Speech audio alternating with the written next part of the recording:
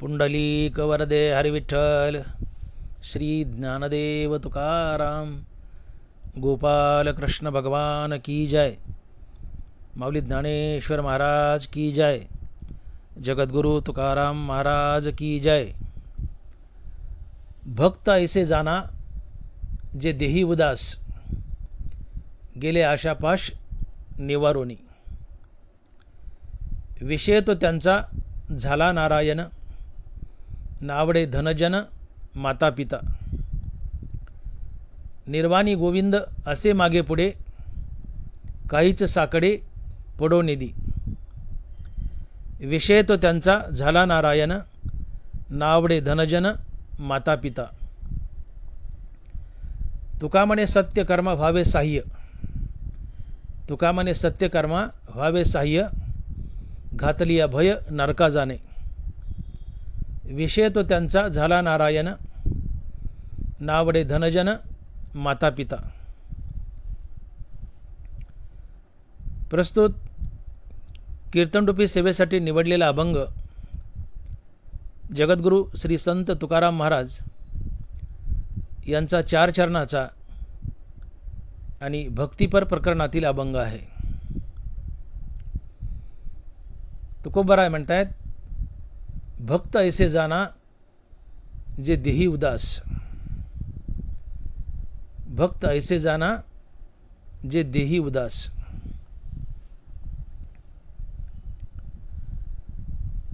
भक्त आपल्या देहाबद्दल उदास असतो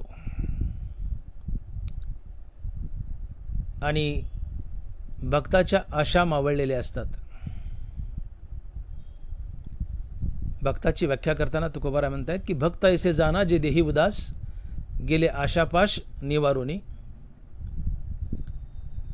ज्यांच्या आशा मावळल्यात आणि जे आपल्या देहावर उदास आहेत ते भक्त असतात। मग हे देहाबद्दल उदास असणं म्हणजे काय? तर देहाबद्दल उदास असणं म्हणजे देहाची आसक्ती निघून जाणं, देहाची आसक्ती निघून जाणं, देहाबद्दल अनासक्त असणं, देहाचा विसर पडणं, मृत्यूची भीती निघून जाणं, या सगळ्या गोष्टींना जे देही उदास असं म्हणतात। भक्त तो असतो की जो आपल्या देहाबद्दल उदास असतो। भक्त ऐसे जाना जे देही उदास, भक्त तो असतो की जो आपल्या देहाबद्दल उदास असतो। उदास असतो म्हणजे ज्याला आपल्या देहाचा विसर पडलाय, जो आपल्या देहाबद्दल अनासक्त आहे, ज्याची मृत्यूची भीती निघून गेली आहे, जो मी आणि माझं विसरलाय, याला म्हणतात देहाबद्दल उदास होणं। आणि यालाच तुकोबाराय म्हणतात की भक्त ऐसे जाना जे देही उदास। खरा भक्त तो असतो की जो आपल्या देहाबद्दल उदास असतो, तो आपल्या देहाला विसरलेला असतो, देहाबद्दल अनासक्त असतो, त्याची मृत्यूची भीती निघून गेली असते। ज्ञानोबा बोलतायत की पाणी बुडूये मिठाते, तो मिठची पाणी आते, ऐसे आपण झाले नि अद्वैते नाशे भय। एकदा पाणी फारच भूषणात आलं, ते पाणी म्हणलं मी मिठाला बुडवतोच। पाणी मिठाला सारख्या धमक्या द्यायचं। पाणी म्हणायचं मिठा मी आलो, आता तुला बुडूनच टाकतो। पाणी म्हणायचं मिठा मी आलोय, आता तुला बुडूनच टाकतो। एकदा झालं, दोनदा झालं, मीठ म्हणलं काय करावं? मीठ म्हणलं असं वय? पाणी म्हणते मिठा मी आलो, तुला बुडूनच टाकतो। मीठ पाण्याला म्हणते ये बरं। पाणी म्हणते आलो। पाणी आलं आणि मिठात शिरलं, मिठाचंच पाणी झालं, मिठाचंच पाणी झालं। आता पाणीच पाण्याला काय बुडविल? मीठ पाण्यात मिसळण होतं तोपर्यंत पाण्यापेक्षा वेगळं होतं, पण मीठ पाण्यात मिसळलं मिठाचं पाणी झालं, मग पाणीच पाण्याला काय बुडविल? तसे जग हे संसार आम्हाला नेहमी म्हणतं, भीती घालतं. संसार म्हणतो मी तुला भवसागरात बुडविल, मी तुला भवसागरात बुडविल. एक दिवशी माणूस म्हणतो ये बरं बुडव बरं, आणि तो माणूसच अद्वैतात गेला, माणूसच संसार झाला. मग संसारच संसाराला काय बुडविल? पाणी पाण्याला काय बुडविल? तसं तुम्ही संसार झाले, संसारच संसाराला काय बुडविल? पाणी बुडवे मिठाते, तो मिठची पाणी आते, तैसे आपण झालेनी अद्वैते, नाशे भय. साधक जेव्हा अद्वैतात जातो तेव्हा पूर्ण विश्व तो बनतो. किंबहुना चराचर आपणची झाला, हे विश्वाची माझे घर, ऐसी मती जयाची स्थिर. किंबहुना चराचर आपणची झाला, चराचर आपणची झाला. जगातली प्रत्येक वस्तू, दगड धोंडे माती झाडं झुडपं सजीव निर्जीव चराचर, तो मनुष्य बनलाय.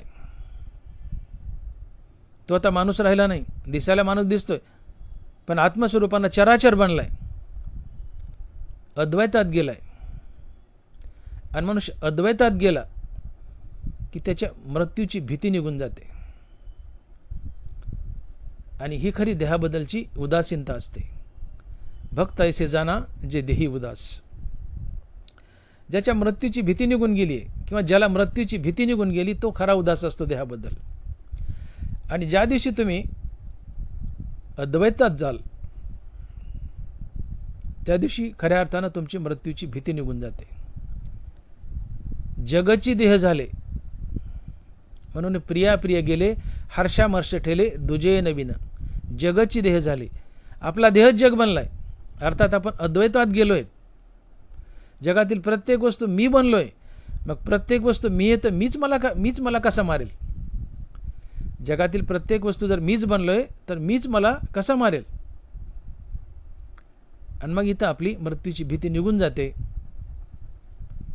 आपल्याला आपल्या देहाचा विसर पडतो आणि आपल्या मृत्यूची भीती निघून जाणे ही खरी देहाबद्दलची उदासीनता असते. देहाबद्दल तुम्ही खऱ्या अर्थानं उदास असता. देह जावो अथवा राहो, पांडुरंगी दृढ भाव. एकदा जीवनामध्ये वैराग्य आलं की तुम्हाला काही आवडत नाही. संसारही आवडत नाही, हा देह आवडत नाही, आवडतो तो फक्त पांडुरंग. आणि पांडुरंगाबद्दल एकदा दृढ भाव झाला की देह गळून पडला काय आणि राहिला काय? देह गळून पडला काय आणि राहिला काय? ही देहाबद्दलची उदासीनता असते. भक्त ऐसे जाना जे देही उदास. जे आपल्या देहाबद्दल उदास असतात, अनासक्त असतात, देहाला विसरलेले असतात, आणि ही अवस्था तेव्हा जीवनात येते की ज्यावेळेस तुम्ही द्वैत टाकून अद्वैतात जाता. अद्वैतात गेल्याशिवाय तुम्ही उदास होऊ शकत नाहीत. आणि त्यासाठी अहंकार जावा लागतो. अद्वैतात जाण्यासाठी अहंकार जावा लागतो. अद्वैतात जाण्यासाठी अहंकार जावा लागतो. जगात सत्य आहे, मी देह आणि देह संबंधीने माझा आहे, असा बुद्धीचा निश्चय म्हणजे अहंकार किंवा अज्ञान. जगत सत्य आहे, मी देह संबंधीने माझं, असा बुद्धीचा निश्चय हा अहंकार किंवा हेच अज्ञान. आणि जगत मिथ्या आहे, मी देह नसून आत्मा आहे, असा बुद्धीचा निश्चय म्हणजे अहंकार जाणं आणि आत्मज्ञान होणं. आणि ज्यावेळेस मी देह नसून आत्मा आहे असा बुद्धीचा निश्चय झाला आहे, मी आत्मा आहे असा बुद्धीचा निश्चय झाला आहे, त्यावेळेस तुम्ही विश्वव्यापी आत्मा बनता. कारण आत्मा विश्वव्यापी आहे आणि मी आत्मा आहे आणि आत्मा विश्वव्यापी आहे. आत्म्याने विश्व व्यापलं आहे आणि मग मी आत्मा आहे तर मीच विश्व व्यापलं आहे, कारण मी आत्मा आहे. मग मी आत्मा आहे, आत्म्याने विश्व व्यापलं आहे, तर पर्यायाने मीच विश्व व्यापलं आहे. सगळ्या विश्वात मीच नटलो आहे. ही अद्वैत अवस्था असते आणि अशा अद्वैतात गेल्यानंतर तुमचं भय नसतं, मृत्यूची भीती निघून जाते, तुम्ही देहाबद्दल उदास असता, अनासक्त असता आणि ही देहाची खरी उदासीनता असते. आणि याला तुकोबाराय म्हणतात की भक्त ऐसे जाना जे देही उदास. ज्यांचा अहंकार गेलाय, मी माझं गेलंय, जे अद्वैतात गेलेत, ज्यांची मृत्यूची भीती निघून गेली, ज्यांना देहाचा विसर पडलाय, जे देहाबद्दल अनासक्त आहेत, ते देहाबद्दल उदास असतात. आणि जे आपल्या देहाबद्दल उदास असतात त्यांना भक्त म्हणतात. आणि म्हणून अभंगाच्या पहिल्या चरणात तुकोबाराय म्हणतात की भक्त ऐसे जाना जे देही उदास, गेले आशापास निवारुनी. भक्त ऐसे जाना जे देही उदास, गेले आशापास निवारुनी. खरा भक्त आपल्या देहाबद्दल उदास असतो, त्याला देहाची फिकीर नसते. देहाची फिकीर करतोय तो भक्तच नसतो. जो देहाला विसरलाय तो भक्त असतो. भक्तीमध्ये देहाचा विसर पडावा. आणि म्हणूनच तुकोबाराने विनंती केली देवाकडं की देवाता ऐसा करी उपकार, देवाता ऐसा करी उपकार, देहाचा विसर पाडी मज. देवा मला माझ्या देहाचा विसर पाड. आणि देहाचा विसर अहंकार गेला तर पडतो. कारण जोपर्यंत अहंकार जिवंत आहे तोपर्यंत मी देह आहे, देह संबंधीने माझं आहे हे ताजतवान असतंय. अहंकार गेला की देहाचा विसर पडतो. आणि अहंकार जाणं हीच मुक्ती असते. अहंकार गेला तुका म्हणे देव झाला. जोपर्यंत तुम्ही अहंकारात बद्ध आहेत तोपर्यंत तुम्ही देह जागृतीवर असतात, देहभानावर असतात. अहंकार गेला की तुमचं देहभान हरपून जातं, तुम्हाला देहाचा विसर पडतो. आणि म्हणून अहंकार गेला तुका म्हणे देव झाला. ज्याचा अहंकार जिवंत आहे तो साधारण मनुष्य असतो, ज्याचा अहंकार गेलाय तो प्रत्यक्षात देव असतो. आणि म्हणून तुकोबाराय म्हणतात की अहंकार गेला तुका म्हणे देव झाला. म्हणजे ज्याचा अहंकार गेला तो प्रत्यक्षात देव असतो. देव असतो म्हणजे संत असतो. असा पुरुष अद्वैतात गेलेला असतो. अद्वैतात गेलं की जगच तुम्ही बनलेले असतात. तुमची देहाबद्दलची भीती निघून जाते, मरणाची भीती निघून जाते. आणि मरणाची भीती निघून जाणं हीच खऱ्या अर्थानं देहाबद्दलची उदासीनता आहे. देहाबद्दल अनासक्त असणं हीच देहाबद्दलची खऱ्या अर्थानं उदासीनता आहे.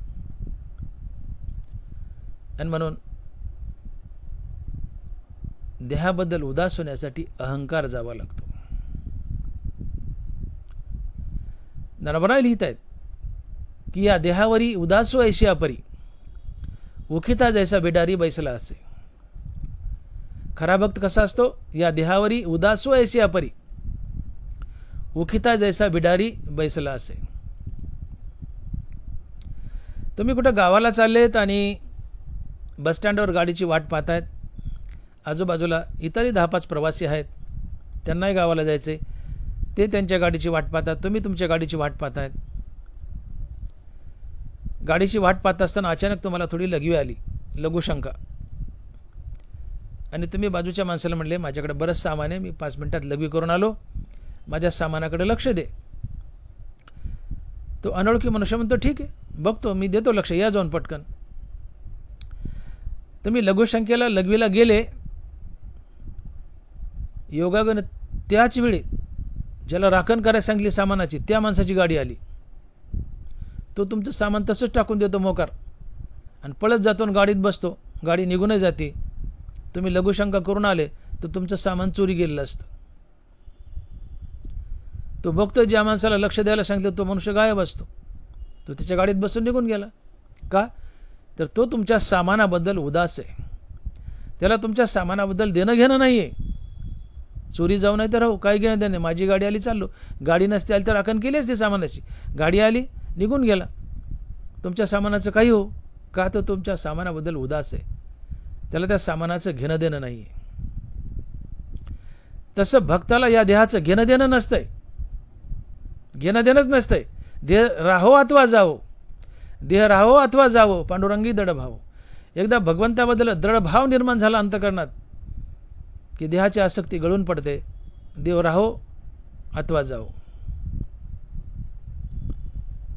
आणि ही देहाबद्दलची उदासीनता असते.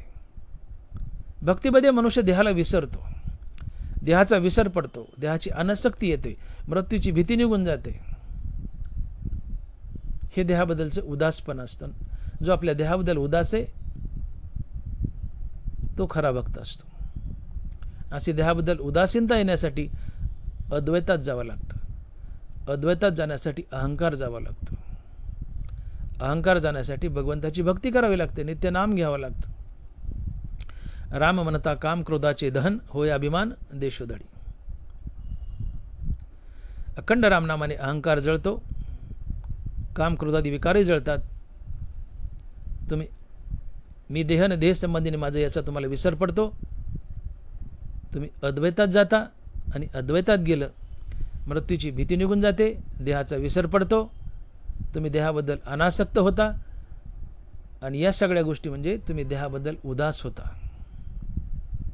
देहाबद्दल उदास होता. आणि जो देहाबद्दल उदास आहे तो खरा भक्त असतो.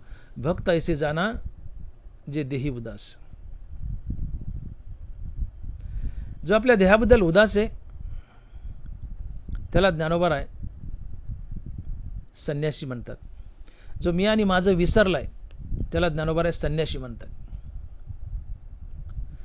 जो मी आणि माझं विसरलाय तोच देहाबद्दल उदास असतो.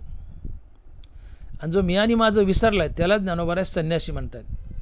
माऊली लिहित आहेत, गेली याची सेन करी न पवता चाडन धरी, जो सुनिश्चळो अंतरी मेरू जैसा.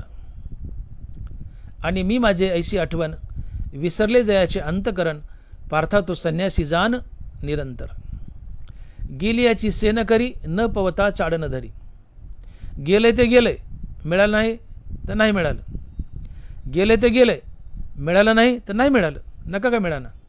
गेली याची सेन करी न पवता चाडन धरी. गेलं गेलं, नाही मिळालं नाही मिळालं.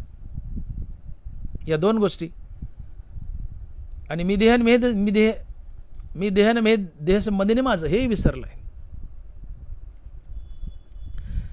गेली याची सेन करी न पवता चाडन धरी, जो सुनिश्चळ अंतरी मेरू जैसा. आणि मी माझी आईशी आठवण विसरले जायचे अंतकरण, पार्था तो संन्यासी जान निरंतर. आणि मी माझे ऐशी आठवण विसरले जायचे अंतकरण. मी देह आणि देह संबंधीने माझं हे विसरलाय. गेले ते गेले, जे मिळालं नाही तर नका का मिळाना. अशी अवस्था ज्याच्या जीवनात आली आहे तो संन्यासी असतो. अर्थात जो मी देह आणि देह संबंधीने माझं हे विसरलाय तो खरा संन्यासी असतो. ज्याला या देहाचा विसर पडलाय तो खरा संन्यासी असतो. आणि तोच खरा भक्त असतो. काय संन्यासी आपल्या देहाबद्दल उदास असतो, अनासक्त असतो.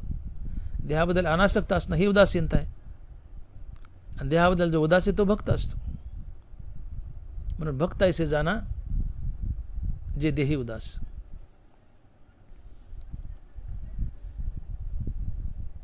हा भक्त केवळ आपल्या देहाबद्दलच उदास आहे असं नाही आहे. तर जगात जेवढ्या गोष्टी आहेत त्या सगळ्याबद्दल तो उदास असतो. ज्ञानोबा साक्ष देत आहेत, झाडाची सावली वाटे जाता मिनली, घरावरी तेतुली आसक्ती नाही. सावली सरीसीच असे, परी असे हे नेनिजे जैसे, स्त्रियेचे तैसे लवलुप्य नाही. काय काय झाले? सावली आपल्या सोबत आहे, पण आपल्या सोबत आहे असं आपल्याला त्याचं कधी ध्यान बी येत नाही. आपण आपल्या सावलीला विसरतो, सोबत असूनही विसरतो. तसा भक्त मनुष्य आपल्या पत्नीला विसरतो. स्त्रियेचे तैसे लवलुप्य नाही. सावली सरीचीच असे, परी असे हे नेनिजे जैसे, स्त्रियेचे तैसे लवलुप्य नाही. सावली सोबत आहे पण ती आहे तिकडे आपलं लक्ष नसतं. घरात पत्नी आहे पण तिच्याकडे आपलं लक्ष नसतं. तो तिच्याबद्दलही उदास असतो. भक्त फक्त आपल्या देहावरच उदास आहे असं नाही, आपल्या बायकोबद्दल उदास, घराबद्दल उदास. झाडाची सावली वाटे जाता मिनली, घरावरी तेतुली असतानाही. आपण रस्त्याने जाताना एखाद्या झाडाखाली सावलीला बसलो, ऊन उतरलं, सावलीतून उठलो, निघून गेलो, त्या झाडाची किंवा त्या सावलीची काय आसक्ती धरली का? नाही. त्या सावलीची जशी आसक्ती धरत नाही तशी घराची आपल्याला आसक्ती नसावी. ही घराबद्दलची उदासीनता आहे.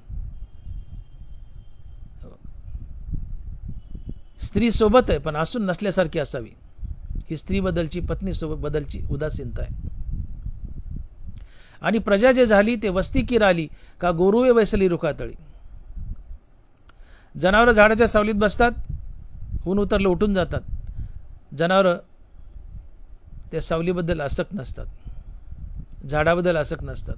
तसं हा मनुष्य प्रजेबद्दल आसक्त नसतो.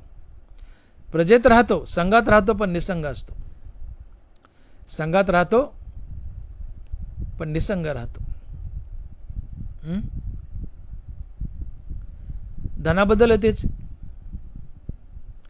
जो संपत्ती माझी असता, ऐसा गमे पंडू सुता,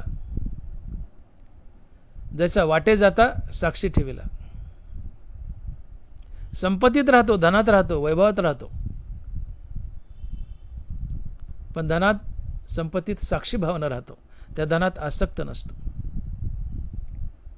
ग्रहधारा पुत्री नाही जाय मैत्री, जानपा धात्री ज्ञानासी तो. घर, दार, मुलं, बाळं, पत्नी, धन, संपत्ती यांच्यात राहतो, पण कमळाच्या पानासारखा राहतो. जैसे जळी जळे न शिंपे पद्मपत्र. कमळाचं पान पाण्यात राहून पाण्यातून अलिप्त राहतं, पाण्यानं भिजत नाही. तसा घरात, दारात, बायका, मुलात, संपत्तीत राहतो, सगळ्यात राहतो, पण साक्षी भावना राहतो. त्यांच्यात असून त्यांचा नसतो, त्यांच्यात असून त्यांचा नसतो. आणि म्हणून भक्त केवळ देहावरच उदास असतो असं नाही. देहावर तर उदास असतोच, पण हा भक्त सभोवताली असलेल्या सगळ्याच वस्तूबद्दल उदास असतो. ग्रह, दारा, पुत्री नाही जाय मैत्री. कुणाशीच मैत्री नसते, संघात राहतो पण मनानं निसंग असतो. आणि म्हणून ज्ञानोबा बोलतात की ग्रहाधिक आगवे काही न लगे त्याज्यावे, जे झाले स्वभावे निसंग म्हणून. जे झाले स्वभावे निसंग म्हणून.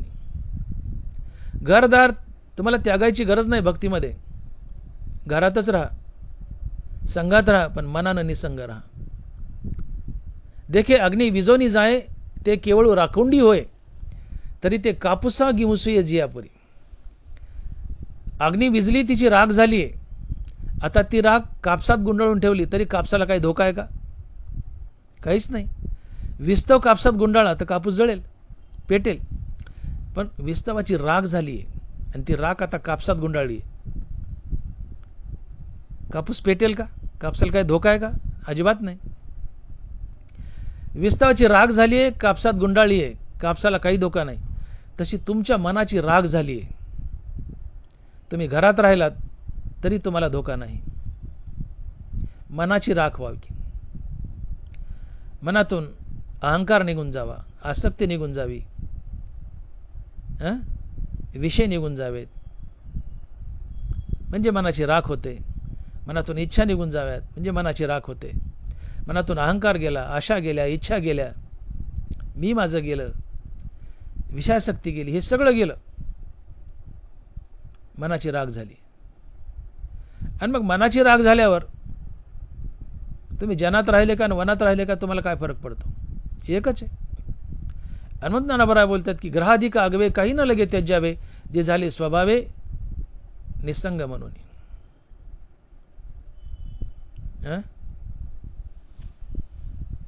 तुमच्या मनाची राख व्हावी, मनातून अहंकार जावा, विषयासक्ती जावी, ही इच्छा आशा जाव्यात, अर्थात तुमच्या जीवनात विरक्ती यावी.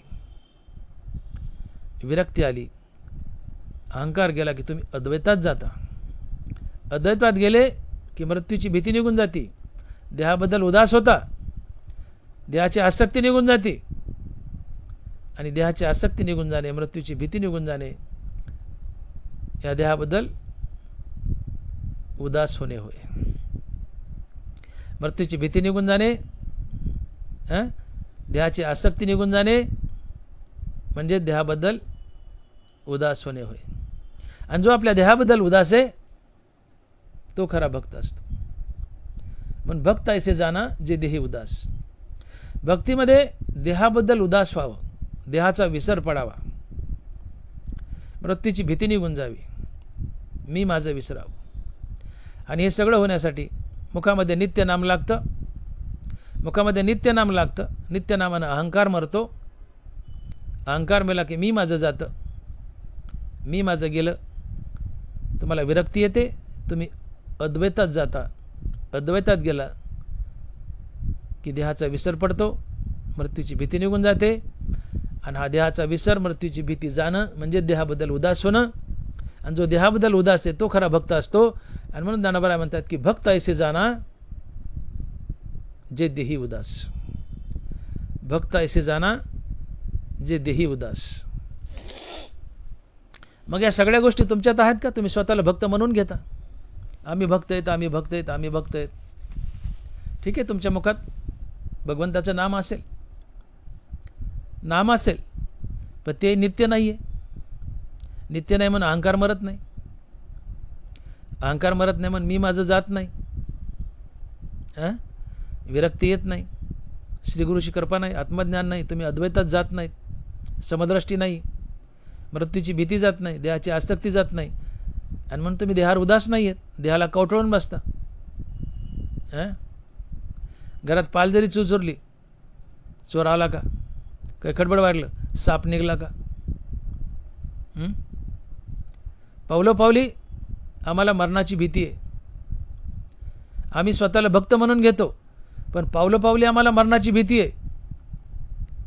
मरणाची भीती म्हणजे देहाबद्दल आसक्त आहेत. आणि जो देहाबद्दल आसक्त असतो तो भक्तच नसतो. जो देहाबद्दल उदास आहे तो भक्त असतो. भक्त ऐसे जाना जे देही उदास. आणि म्हणून भक्ती तो कठीण शिळावरील पोळी, निवडी तो बळी विरळाशूर. भक्ती कठीण आहे, एवढं सोपं नाही आहे. भक्तीचे दोन प्रकार पडतात, एक ज्ञानपूर्व भक्ती आणि एक ज्ञानोत्तर भक्ती. ज्ञानपूर्व भक्ती ही तुम्ही आम्ही करतो, ती चावमेव चाललंय. कधीतरी आपलं घेतलं नाम, घेतलं नाही घेतलं नाही घेतलं, ही चावमेव आहे आमचं, तुमचं आमचं. ज्ञानपूर्व भक्ती ही चावमेव तुम्ही आम्ही करतो. ती खरी भक्ती ज्ञानोत्तर भक्ती असते. आणि ज्ञानोत्तर भक्तीत तुम्हाला देहाचा विसर पडतो. आणि ज्याला देहाचा विसर पडलाय तो खरा भक्त असतो. आणि म्हणून भक्तीची व्याख्या करताना ज्ञानोबा लिहित आहेत की माझिया भजना उचित तोची अर्जुना, गगन जैसे अलिंगना गगनाचिया. माझिया भजना उचित तोची अर्जुना, गगन जैसे अलिंगना गगनाचिया. तुम्हाला गगनाला अलिंगन द्यायचं आहे. तुम्हाला तुमचे हात गगना एवढे मोठे करावे लागतील. तुम्हाला देवाची भक्ती करायची, तुम्हाला देवा एवढं मोठं व्हावं लागेल.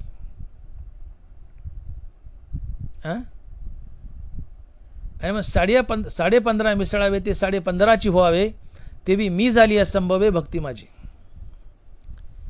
मी झाली असंभवे भक्ती माझी. शुद्ध सोन्यात मिसळायचंय, शुद्ध सोनं होऊन मिसळावं लागतं. देवाची भक्ती करायची, आधी देव बनावं लागतं, मग देवाची भक्ती घडते. तेवी मी झाली असंभवे भक्ती माझी. अर्थात जो देव होऊन देवाचं नाव घेतो तो खरा भक्त असतो, ती खरी भक्ती असते. आणि असा भक्त देहावर उदास असतो.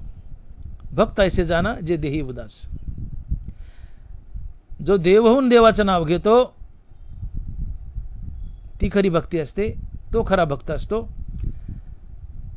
आणि असा भक्त देहावर उदास असतो. आणि जो देहावर उदास असतो तोच खरा भक्त असतो. भक्त ऐसे जाना जे देही उदास. क्षीरसागरा परगुणे की जे क्षीरसागरची पणे, की अमृते होऊन मिळणे अमृते जेवी. क्षीरसागर म्हणजे दुधाचा समुद्र. समुद्राला आपल्या घरी पाहुणा म्हणून बोलायचंय, तर आपल्याला आपलं घर समुद्र एवढं मोठं करावं लागेल. समुद्राला आपल्या घरी पाहुणा म्हणून बोलायचंय,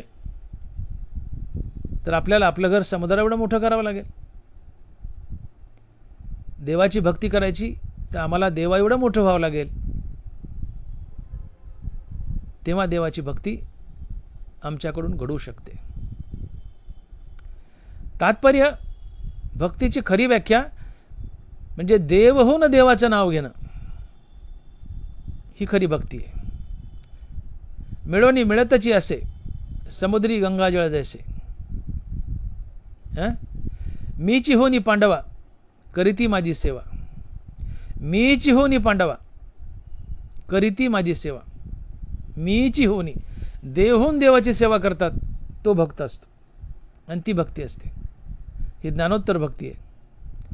आणि अशा भक्तीमध्ये माणसाला आपल्या देहाचा विसर पडतो. आणि ज्याला आपल्या देहाचा विसर पडलाय तोच खरा भक्त असतो. आणि म्हणून तुकोबारा म्हणतात की भक्त ऐसे जाना जे देही उदास. भक्त ऐसे जाना जे देही उदास. कोणी उठायचं स्वतःला भक्त म्हणून घ्यायचं, आम्ही भक्त आहेत, भक्त आहेत, भक्त आहेत. प्रत्येकाने आम्ही पाठीमागे लागतो. ह भ प, ह भ प. हरी भक्ती पारायण या शब्दाचा सरळ सरळ अर्थ होतो की तुम्ही हरी बनलायत. भक्तीमध्ये तुम्ही हरी स्वरूप बनलायत. हरी भक्ती पारायण. भक्तीमध्ये तुम्ही प्रत्यक्ष हरी बनलायत आणि हरी बनून हरीचं नाव घेतायत, तो हरिभक्ती पारायण असतो. अर्थात जो देवहून देवाचं नाव घेतो फक्त तोच हरिभक्त पारायण असतो, हबप असतो. आणि त्यांनीच फक्त हबप लावावं, कुणी हबप लावू नये. उगा 4 कीर्तन आणि 4 प्रवचन गेले की आम्ही हबप लावतो. नाही नाही. भक्ती, हरिभक्ती, खरी भक्ती, जो देवहून देवाचं नाव घेतो तो हरिभक्ती असतो, ती भक्ती असती. आणि तो हबप असतो, तो हबप असतो, कुणी नाही. आणि असा हरिभक्त जो ज्ञानोत्तर भक्त आहे, जो देवहून देवाचं नाव घेतो, जो देवहून देवाचं नाव घेतो, तो आपल्या देहाला विसरलेला असतो. त्याची मृत्यूची भीती निघून गेली असते. तो देहाबद्दल अनासक्त असतो, तो देहाबद्दल उदास असतो. आणि जो आपल्या देहाबद्दल उदास असतो तोच खरा भक्त असतो. म्हणून तुकोबारा म्हणतात की भक्त ऐसे जाना जे देही उदास. भक्त ऐसे जाना जे देही उदास. तोच भक्त आहे की जो आपल्या देहाबद्दल उदास आहे, जो आपल्या देहाला विसरलाय, तोच भक्त असतो. आणि तोच भक्त असतो की ज्याच्या आशा मावळल्यात, ज्याच्या आशा मावळल्यात. भक्त ऐसे जाना जे देही उदास, गेले आशापाश मावळोनी. भक्तीमध्ये अर्थात भक्त बनण्यासाठी तुम्हाला तुमच्या पूर्ण आशा घालवाव्या लागतात. आशा जिवंत आहेत, इच्छा जिवंत आहेत, आणि तुम्ही स्वतःला भक्त म्हणत असाल तर हे चूक आहे. जो देहाबद्दल उदास आहे, ज्याच्या आशा मावळल्यात, तोच भक्त असतो. आशा मारा. आशा मारून या जयवंत व्हावे, तरीच निघावे सर्वातून. जयवंत म्हणजे ज्यांनी मृत्यूवर विजय मिळवलाय, अर्थात संत. पण जयवंत म्हणजे संत. संत बनायचं ना, तर आशा मारा. आशा मारून या जयवंत व्हावे. ज्याने आशा मारल्या तोच संत आहे. आणि मग तुमच्या आशा जर जिवंत असतील तर तुम्ही संत कसले आणि तुम्ही भक्त कसले? ज्याने आशा मारल्या तोच भक्त, तोच संत. आशा मारून या जयवंत व्हावे, तरीच निघावे सर्वातून. ही आशा म्हणजे काय? तर आशा म्हणजे इच्छा, आशा म्हणजे तृष्णा, आशा म्हणजे हाव, आशा म्हणजे आसक्ती. या सगळ्या शब्दांना आशा म्हणतात. आशा म्हणजे इच्छा, तृष्णा, हाव, आसक्ती वगैरे वगैरे. जी वस्तू मला मिळाली नाही ती मिळावीशी वाटते, ही आशा असते. आणि जी वस्तू मिळाली ती टिकावीशी वाटते, ती आसक्ती असते. तात्पर्य थोडक्यात, आशा म्हणजे इच्छाच. आशा म्हणजे इच्छा, तृष्णा, हाव, आसक्ती वगैरे वगैरे या सगळ्या शब्दाने मिळून आशा म्हणतात.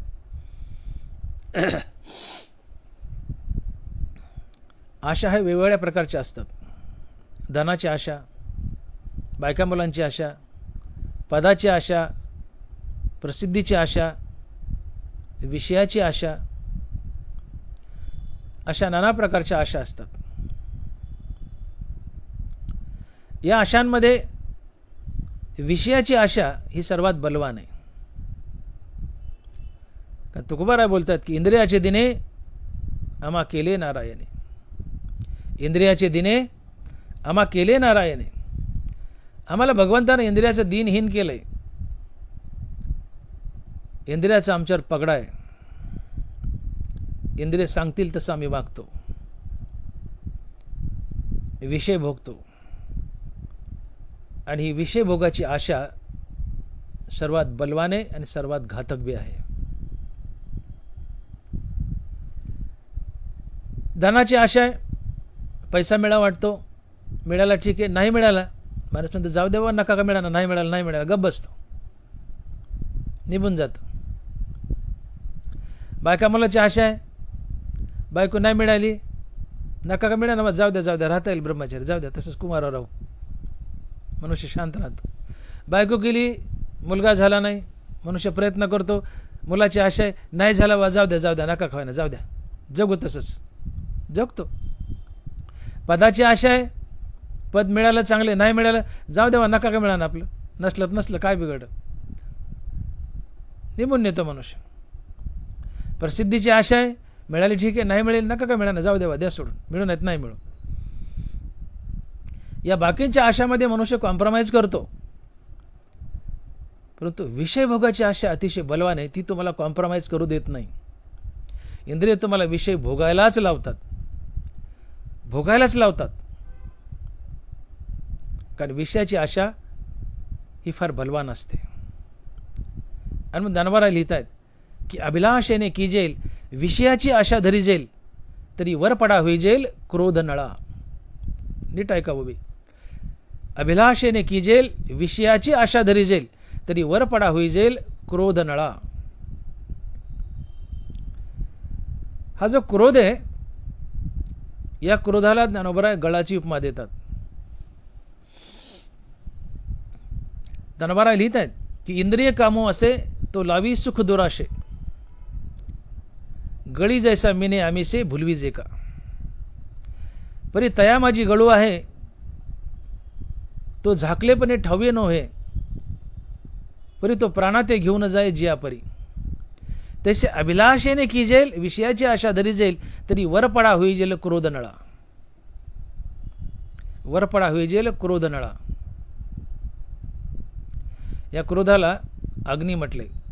नळ म्हणजे अग्नी. हा अग्नी हा क्रोध म्हणजे अग्नी आहे. क्रोध हा अग्नी आहे. इंद्रिय तुम्हाला खोट्या सुखाचं आमिष दाखवत आहेत. जसं आपण मासे पकडतो, मासे पकडताना त्या गळाला आपण दावणा लावतो. हा लावलेला दावणा त्या माशासाठी आमिष असतो. तो दावणा त्या माशारूपी आमिषाला भुलतो आणि धावतो तो दावणा खाण्यासाठी. मासा तो दावणा तोंडात धरतो, पण दावण्याच्या खाली गळ लपला हे त्या माशाला माहीत नसतं. जसा मासा तोंडात दावणा धरतो तसा गळही तोंडात जातो आणि तो गळ त्या माशाच्या आरपार नड्यात शिरतो आणि त्या माशाचा जीव जातो. इंद्रिय कामो असे तो लावी सुख दुराशे, जैसा गळी मिनू अमिषे भुलवी जे का. जैसा गळू मिनी अमिषे भुलवी जे का. परी तया माझी गळू आहे, तो प्राणाते घेऊन जाय, हे ठावी नो हे झाकलेपणे. मासा त्या दवनारूपी आमिषाला भुलतो, तो दवना गिळतो, पण त्यासोबत गळही गिळतो आणि तो गळ त्याचं नरडं फाडतो. दवना कशाला बोललाय? मासा कशाला बोललाय? दवनारूपी आमिषाला. मासा कशाला बोललाय? दवनारूपी आमिषाला. ते दवनारूपी आमिष खाल्लंय माशाने, पण त्याचा जीव गेलाय. तसं तुम्ही आम्ही इंद्रियाने दाखवलेल्या खोट्या सुखाच्या आमिषाला भुलतो, इंद्रियाच्या मागे धावतो, इंद्रियाचे विषय भोगतो, पण इंद्रियाच्या विषय भोगातून क्रोध नावाचा अग्नी तयार होतो आणि तो क्रोध अग्नी आम्हाला जाळून टाकतो आणि संसारात बांधतो. आमची धडगत त्या माशासारखी होती. हनुमंताना या क्रोधाला अग्नी म्हणतायत, गळ म्हणतायत. अभिलाषेने की जेल, विषयाची आशा धरी जाईल, तरी वर पडा होई जेल क्रोध नळा. तुम्ही विषय भोगले रे भोगले की त्यातून क्रोध निर्माण होणार आणि हा क्रोध तुम्हाला संसारात बांधणार. हा क्रोध तुम्हाला संसारात कसा बांधतो विषय भोगल्यावर? बघा, एक उदाहरण सांगतो. 5 ज्ञानेंद्रिय, कान, नाक, डोळा, जीभ आणि त्वचा. प्रत्येक ज्ञानेंद्रियाचा आपापला एक स्वतंत्र विषय आहे. शब्द हा कानाचा विषय, रूप हा डोळ्याचा विषय, गंध हा नाकाचा विषय, चव हा जिभेचा विषय आणि स्पर्श हा त्वचेचा विषय. वेळ अपुरा आहे. उदाहरण म्हणून कान हा ज्ञानेंद्रिय सांगतो आणि आपण पुढे चालू. कान ज्ञानेंद्रिय आहे. शब्द हा कानाचा विषय. आपण काय बोलतोय की ज्ञानेंद्रियाचे विषय भोगल्यानंतर त्यातून क्रोध कसा निर्माण होतो आणि हा क्रोध संसारात कसा बांधतो, हा आपला मूळ विषय. कान ज्ञानेंद्रिय, शब्द हा कानाचा विषय. शब्द 2 प्रकारचे, एक स्तुतीपर आणि एक निंदापर. देखे शब्दाची व्याप्ती निंदा आणि स्तुती, ते तर द्वेषा द्वेष उपजती श्रवणद्वारे. ज्ञानोबा आहे. देखे शब्दाची व्याप्ती निंदा आणि स्तुती, ते तर द्वेषा द्वेष उपजती श्रवणद्वारे. शब्द हा कानाचा विषय. शब्द 2 प्रकारचे, एक स्तुतीपर एक निंदापर. तुमची कोणी स्तुती केली आणि स्तुती हा शब्द तुमच्या कानानं भोगला, तर ज्याने तुमची स्तुती केली तर त्या स्तुती करणाऱ्याबद्दल तुमच्या मनात राग अर्थात प्रेम प्रीती निर्माण होते, रागद्वेष. ज्याने तुमची स्तुती केली त्या स्तुती करणाऱ्याबद्दल तुमच्या मनात राग निर्माण होतो, प्रेम प्रीती निर्माण होते. तुम्ही त्याच्याबरोबर सद्वर्तन करता आणि सद्वर्तनातून पुण्याचा जन्म होतो. पुण्य संसारात बांधतं, भोगून पार पाडावं लागतं. आता तुमची कोणी निंदा केली, तुम्हाला घाण बोललो, शिवाय दिल्या, वाईट बोललो, तुमची निंदा केली. आत अहंकार सुप्त अवस्थेत दडलेला असतो, तो आतून डुसणी मारतो, आतून कोपरखिळी मारतो. बघ म्हणतो तुझी निंदा केली, तुला वाईट बोललं, बघ त्याच्याकडं. अहंकार आतून डुसणी मारतो आणि तुम्हाला निंदा हा विषय भोगायला लावतो. तुमचा कान निंदा हा विषय भोगतो. ज्याने तुमची निंदा केली तात्काळ तुम्हाला त्या निंदा करणाऱ्याबद्दल द्वेष निर्माण होतो. द्वेषातून क्रोध, क्रोधातून सारासार विचार नाहीसा होतो. सारासार विचारातून बुद्धिभ्रष्ट होते. बुद्धिभ्रष्ट झाले की तुम्ही त्याच्याबरोबर गलिच्छ वर्तन करता, त्याला शिवीगाळ करता, हाणामारी करता. या गलिच्छ वर्तनातून, शिवीगाळीतून, हाणामारीतून पापाचा जन्म. आणि पाप आणि पुण्य म्हटलं की ते भोगूनच पार पाडावं लागतं. आगा कर्मे जे वरावे ते तीही सुखदुःखी फळावे आणि तया ते भोगावया यावे देहा एका. पाप पुण्य म्हटलं की ते भोगावंच लागतं. आगा कर्मे जे वरावे. पाप पुण्य तुमच्या जीवनात निर्माण झालं की तुम्हाला भोगावंच लागतं. ते भोगण्यासाठी पुन्हा पुन्हा जन्म धरावे लागतात, संसार बंधनात अडकावं लागतं. भगवान हे बोलतात, ध्याय तो विषयानपुसा संगस्तेची जायते, संगात संजयते कामा, कामात क्रोधोबी जायते, क्रोधात भवती सम्मोह, सम्मोहात स्मृती विभ्रम, स्मृतिभंशात बुद्धिनाशो, बुद्धिनाशात प्रणश्यती. तुम्ही ज्ञानेंद्रियाचे विषय भोगले की रागद्वेष, रागद्वेषातून पुण्यपाप, पुण्यपापातून संसार बंधन. तुमची कोणी स्तुती केली, ज्याने स्तुती केली त्याच्याबद्दल राग, प्रीती, प्रेम, त्यातून सद्वर्तन, सद्वर्तनातून पुण्य. तुमची कोणी निंदा केली, ज्यांनी निंदा केली त्याच्याबद्दल द्वेष, द्वेषातून क्रोध, क्रोधातून गलिच्छ वर्तन, हाणामारी, शिवीगाळी, त्यातून पाप. पुण्य आणि पाप म्हणलं की ते फेडूनच पार पाडावं लागतं.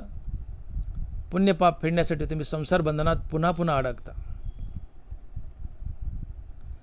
मग मला सांगा, तुम्हाला संसार बंधनात कुणी बांधलं? ज्ञानेंद्रियाचे विषय भोग. अहंकारानं रोशनी मारली. काना ज्ञानेंद्रिय. शब्द हा कानाचा विषय.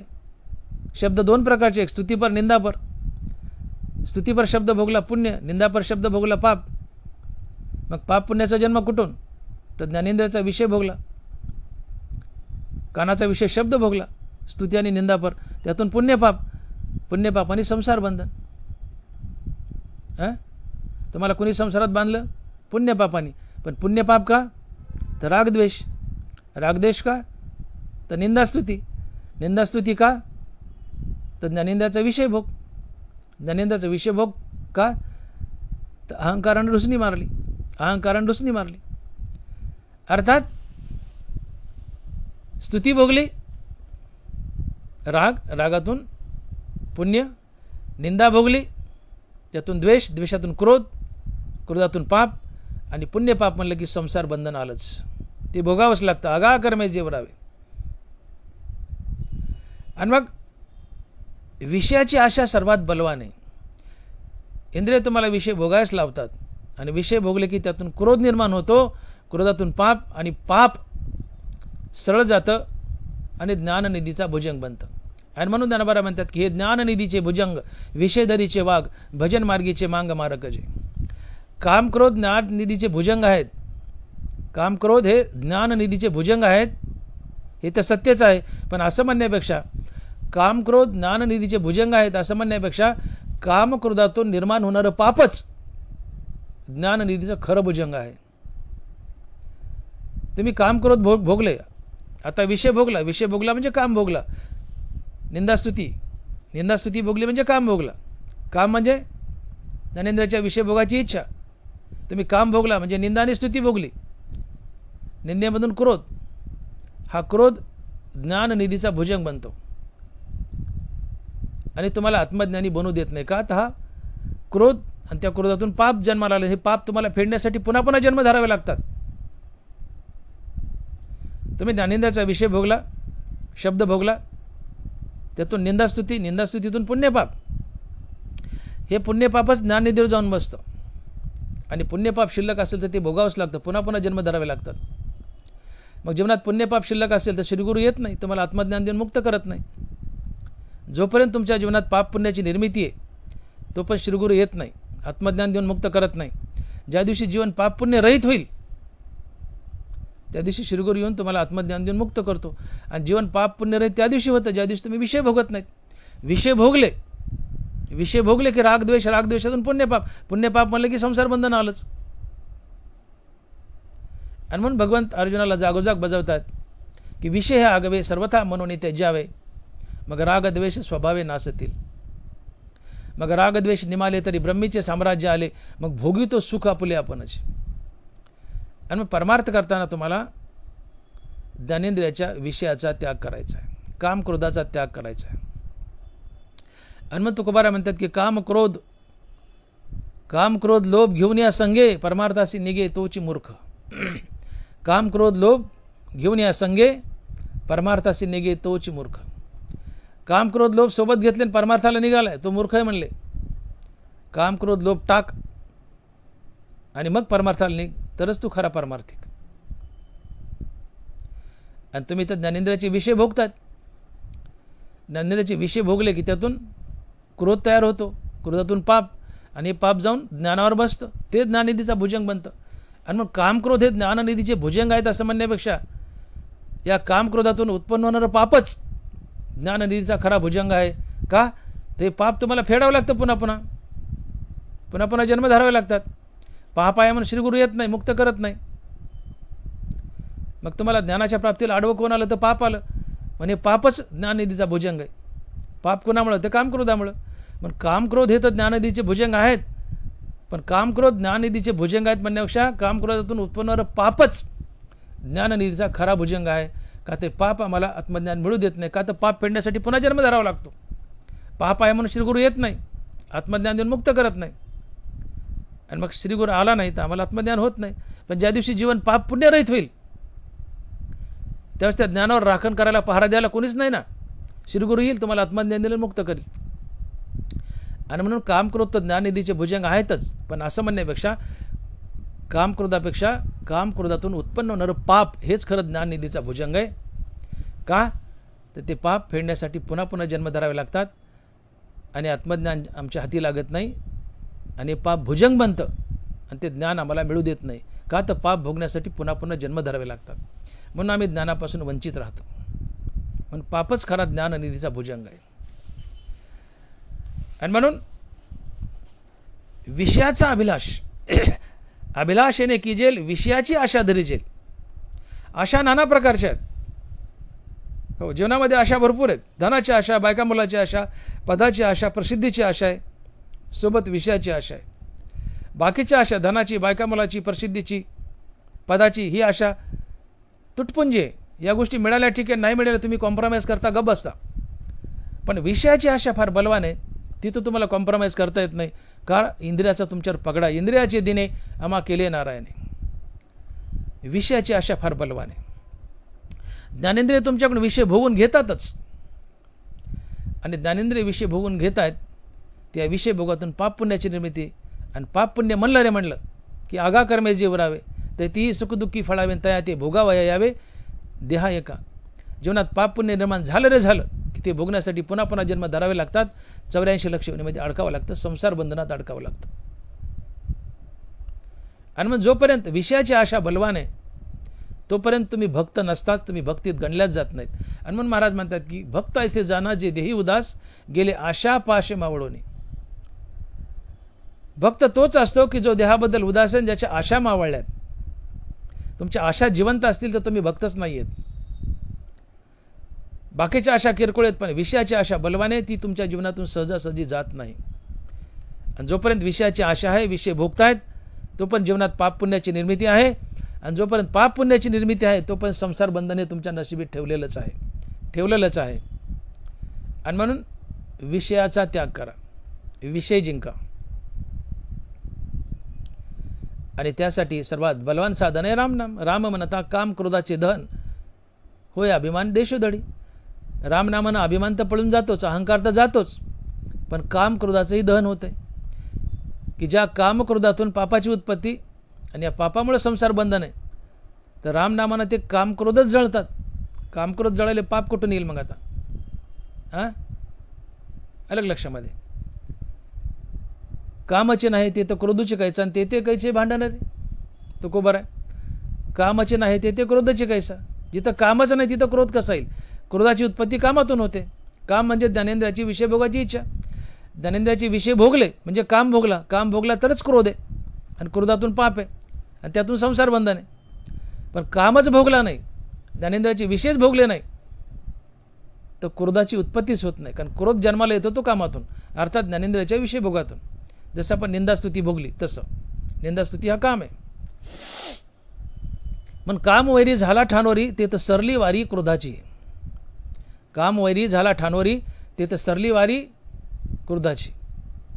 काम मेला की क्रोध आपाप मरतो. क्रोधाला वेगळं मारायची गरज नाही, कारण क्रोधाचा जन्मच कामातून आहे. मग काम जिंका, क्रोध आपाप जिंकतो. क्रोध जिंकला पाप जिंकतं, पाप जिंकलं संसार बंधन जिंकतं. मग काम कशाने जिंकायचं? रामनामानं. राम म्हणता काम क्रोधाचे धन, होय अभिमान देशोधडी. रामनामानं अहंकार जातो, रामनामानं काम जातो. काम गेला की क्रोध जातो, क्रोध गेला की पाप जातं, पाप गेला की संसार बंधन जातं. आणि म्हणून नित्य रामनाम घ्या. अहंकार जाईल, काम जाईल, त्यातून क्रोध जाईल, त्यातून पाप जाईल, संसार बंधन जाईल, तुम्ही मुक्त व्हाल. आणि हे सगळं जाणं म्हणजे तुमची आशा जाणं आहे. काम तुम्ही विषय भोगता, विषय भोगाची आशा आहे. अभिलाषेने कीजेल, विषयाची आशा धरीजेल. विषय भोग ही आशा आहे.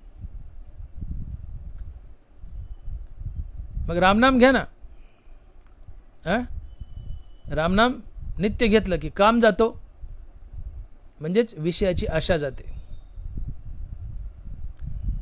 आशा कशाने मेली? रामनामाने मेली. कशाची आशा आहे? विषयाची आशा आहे. आणि विषयाची आशा, विषयाची इच्छा हाच काम असतो. मग रामनामानं काम गेलं म्हणजेच विषयाची आशा गेली. रामनामानं विषयाची आशा गेली म्हणजे काम गेला. काम गेला क्रोध गेला. क्रोध गेला पाप गेलं. पाप गेलं संसार बंधन गेलं. मग पर्यायाने संसार बंधन कशानं गेलं? रामनामानं गेलं. आणि म्हणून आशा मारा. आशा मारून या जयवंत व्हावे. जोपर्यंत आशा जिवंत आहेत, आशा जिवंत आहेत, तोपर्यंत विषयभोग आहे. विषयाची आशा धरी जेल तरी वरपडा होईजेल क्रोध नळा. अभिलाषेने कीजेल विषयाची आशा धरी जेल तरी वरपडा होईजेल क्रोध नळा. विषयाची आशा धरली, विषय भोगले. विषय भोग हा काम आहे. विषयाची आशा ही काम आहे. या विषयाच्या आशेतून अर्थात कामातून क्रोध आहे, क्रोधातून पाप आहे, पापातून संसार बंधन आहे. मग तुम्ही रामनामानं विषय जिंकले, आशाच मेल्या म्हणजे काम मेला, काम मेला म्हणजे क्रोध मेला, क्रोध मेला म्हणजे पाप मेलं, पाप मेलं म्हणजे संसार बंधन मेलं, तुम्ही मुक्त झाले. आणि म्हणून विषयाची आशा मारा.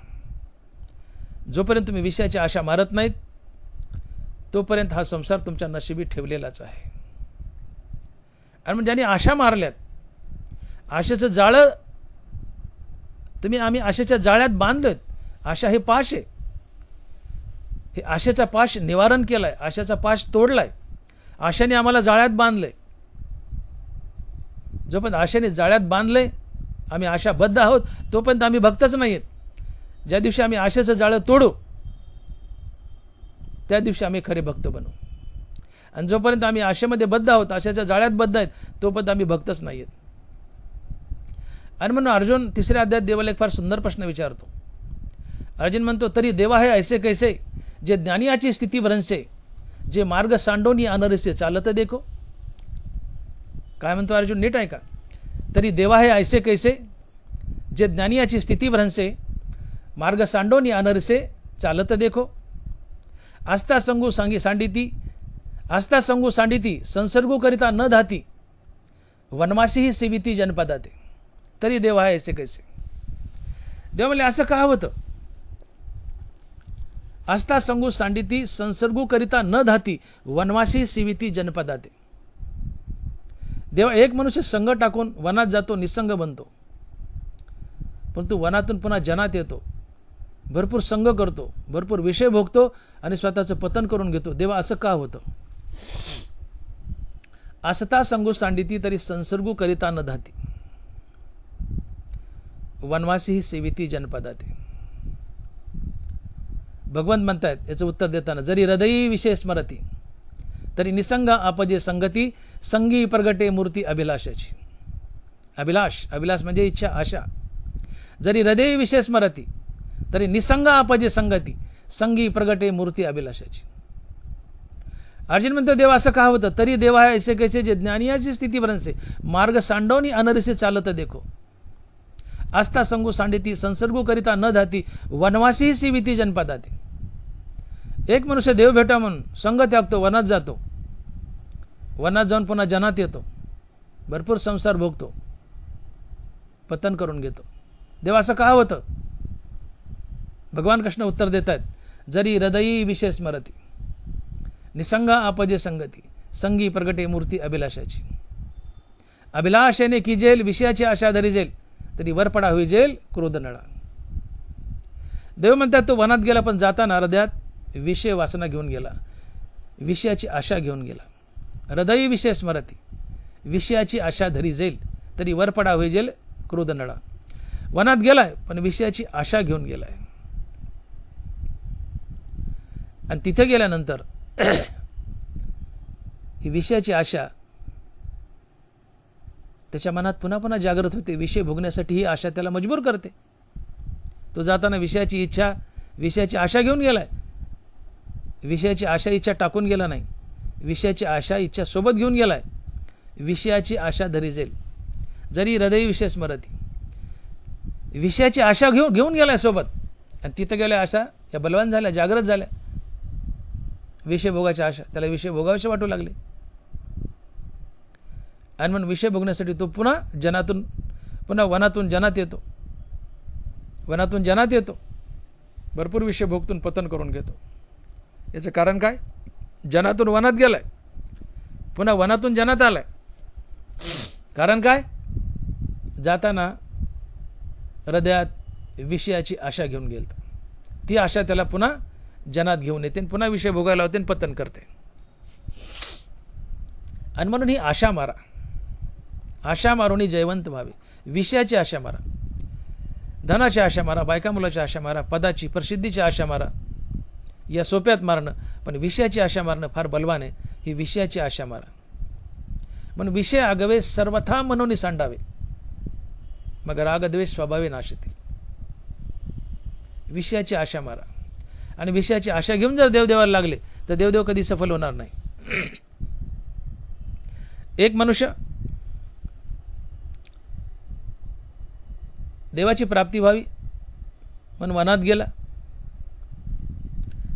जाताना सोबत फक्त 2 लंगोट्या होत्या, पूर्ण उघडा, अंगावर फक्त लंगोटी आणि सोबत एक लंगोटी. वनात गेला, एक कोपी केली, कोपी करून तिथं राहू लागला डोंगरामध्ये, डोंगराच्या कडीला. रोज उठावं, स्नान करावं, लंगोटी बदलावी, ओली लंगोटी वाळू घालावी, दिवसभर देवाचं नामस्मरण करावं. 4-8 दिवस लोटले. संध्याकाळी झोपला. एके दिवशी अचानक उंदराने ती वर असलेली लंगोटी करांडली, कुरतडली. वर असलेली लंगोटी उंदराने कुरतडली, करांडली. सकाळी स्नानाला चाललाय, बघतो तो लंगोटी फाटली, कुरतडली, करांडली. मला नक्की उंदरं आलेत, उंदराचंच काम आहे.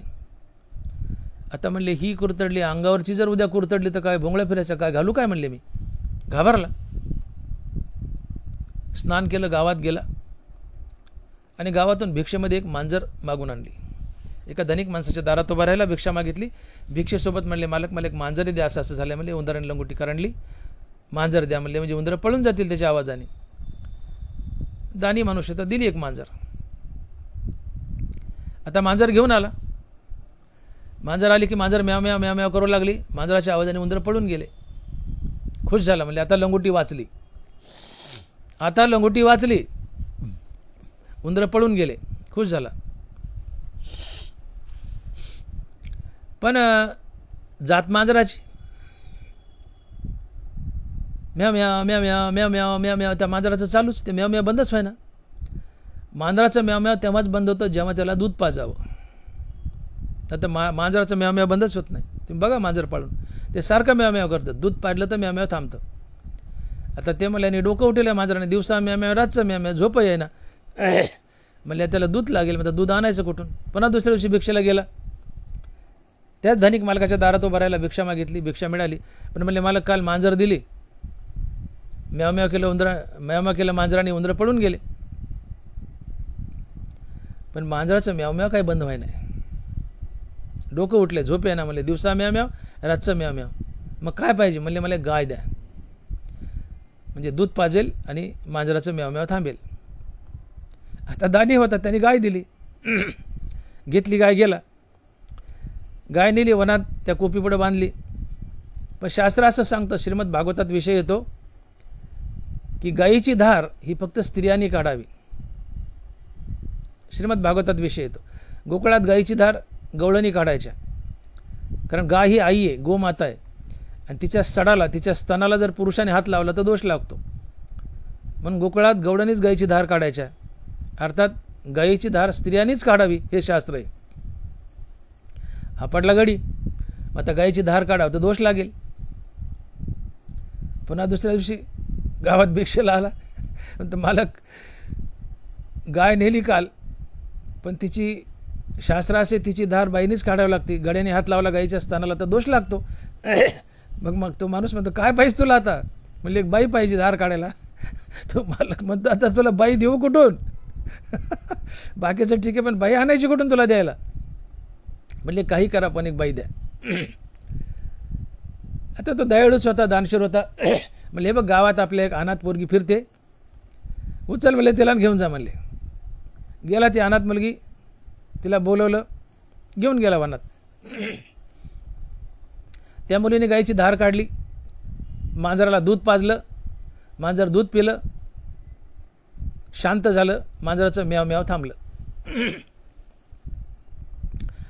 4-8 दिवस लोटले. रोज त्या बाईने गायीची धार काढावी, मांजराला पाजावी. धार काढावी, मांजराला दूध पाजावं. मांजर दूध पिलं की शांत व्हायचं, म्याव म्याव थांबलं. पण 4-8 दिवस लोटल्यानंतर ती बाई हळूच म्हणते, त्या भक्ताला, त्या साधकाला म्हणते, महाराज मांजराची गरज भागली हो, पण माझ्या गरजेचं काय? मांजराची गरज भागली हो, पण माझ्या गरजेचं काय? तो महाराज म्हणतो, तुला कशाची गरज आहे? ती म्हणते, नवऱ्याची. हा म्हणतो, आता नवरा कुठून आणू? ती म्हणते, हो की तुम्हीच नवरा. तो म्हणतो, जमायचं नाही, मी महाराज आहे. जमायचं नाही, मी महाराज आहे. ती म्हणते, माझंही जमायचं नाही, मी चालले. माझंही जमायचं नाही, मी चालले. तो म्हणतो, बाई जाऊ नको थांब. होतो तुझा नवरा. का? तर तू जाशील, गाईची धार निघणार नाही, धार निघली नाही, दूध मिळायचं नाही, दूध नाही, मांजर निघून जाईल, मांजर गेलं उंदरा पुन्हा येतील, राहिलेली दुसरी लंगोटी कुरतडतील, करांडतील. बाईशी लग्न केलं. डोंगराला पाळणा हलू लागला. हे सगळं कशामुळे घडलं? एका लंगोटीच्या आशेमुळे, लंगोटीच्या मोहामुळे.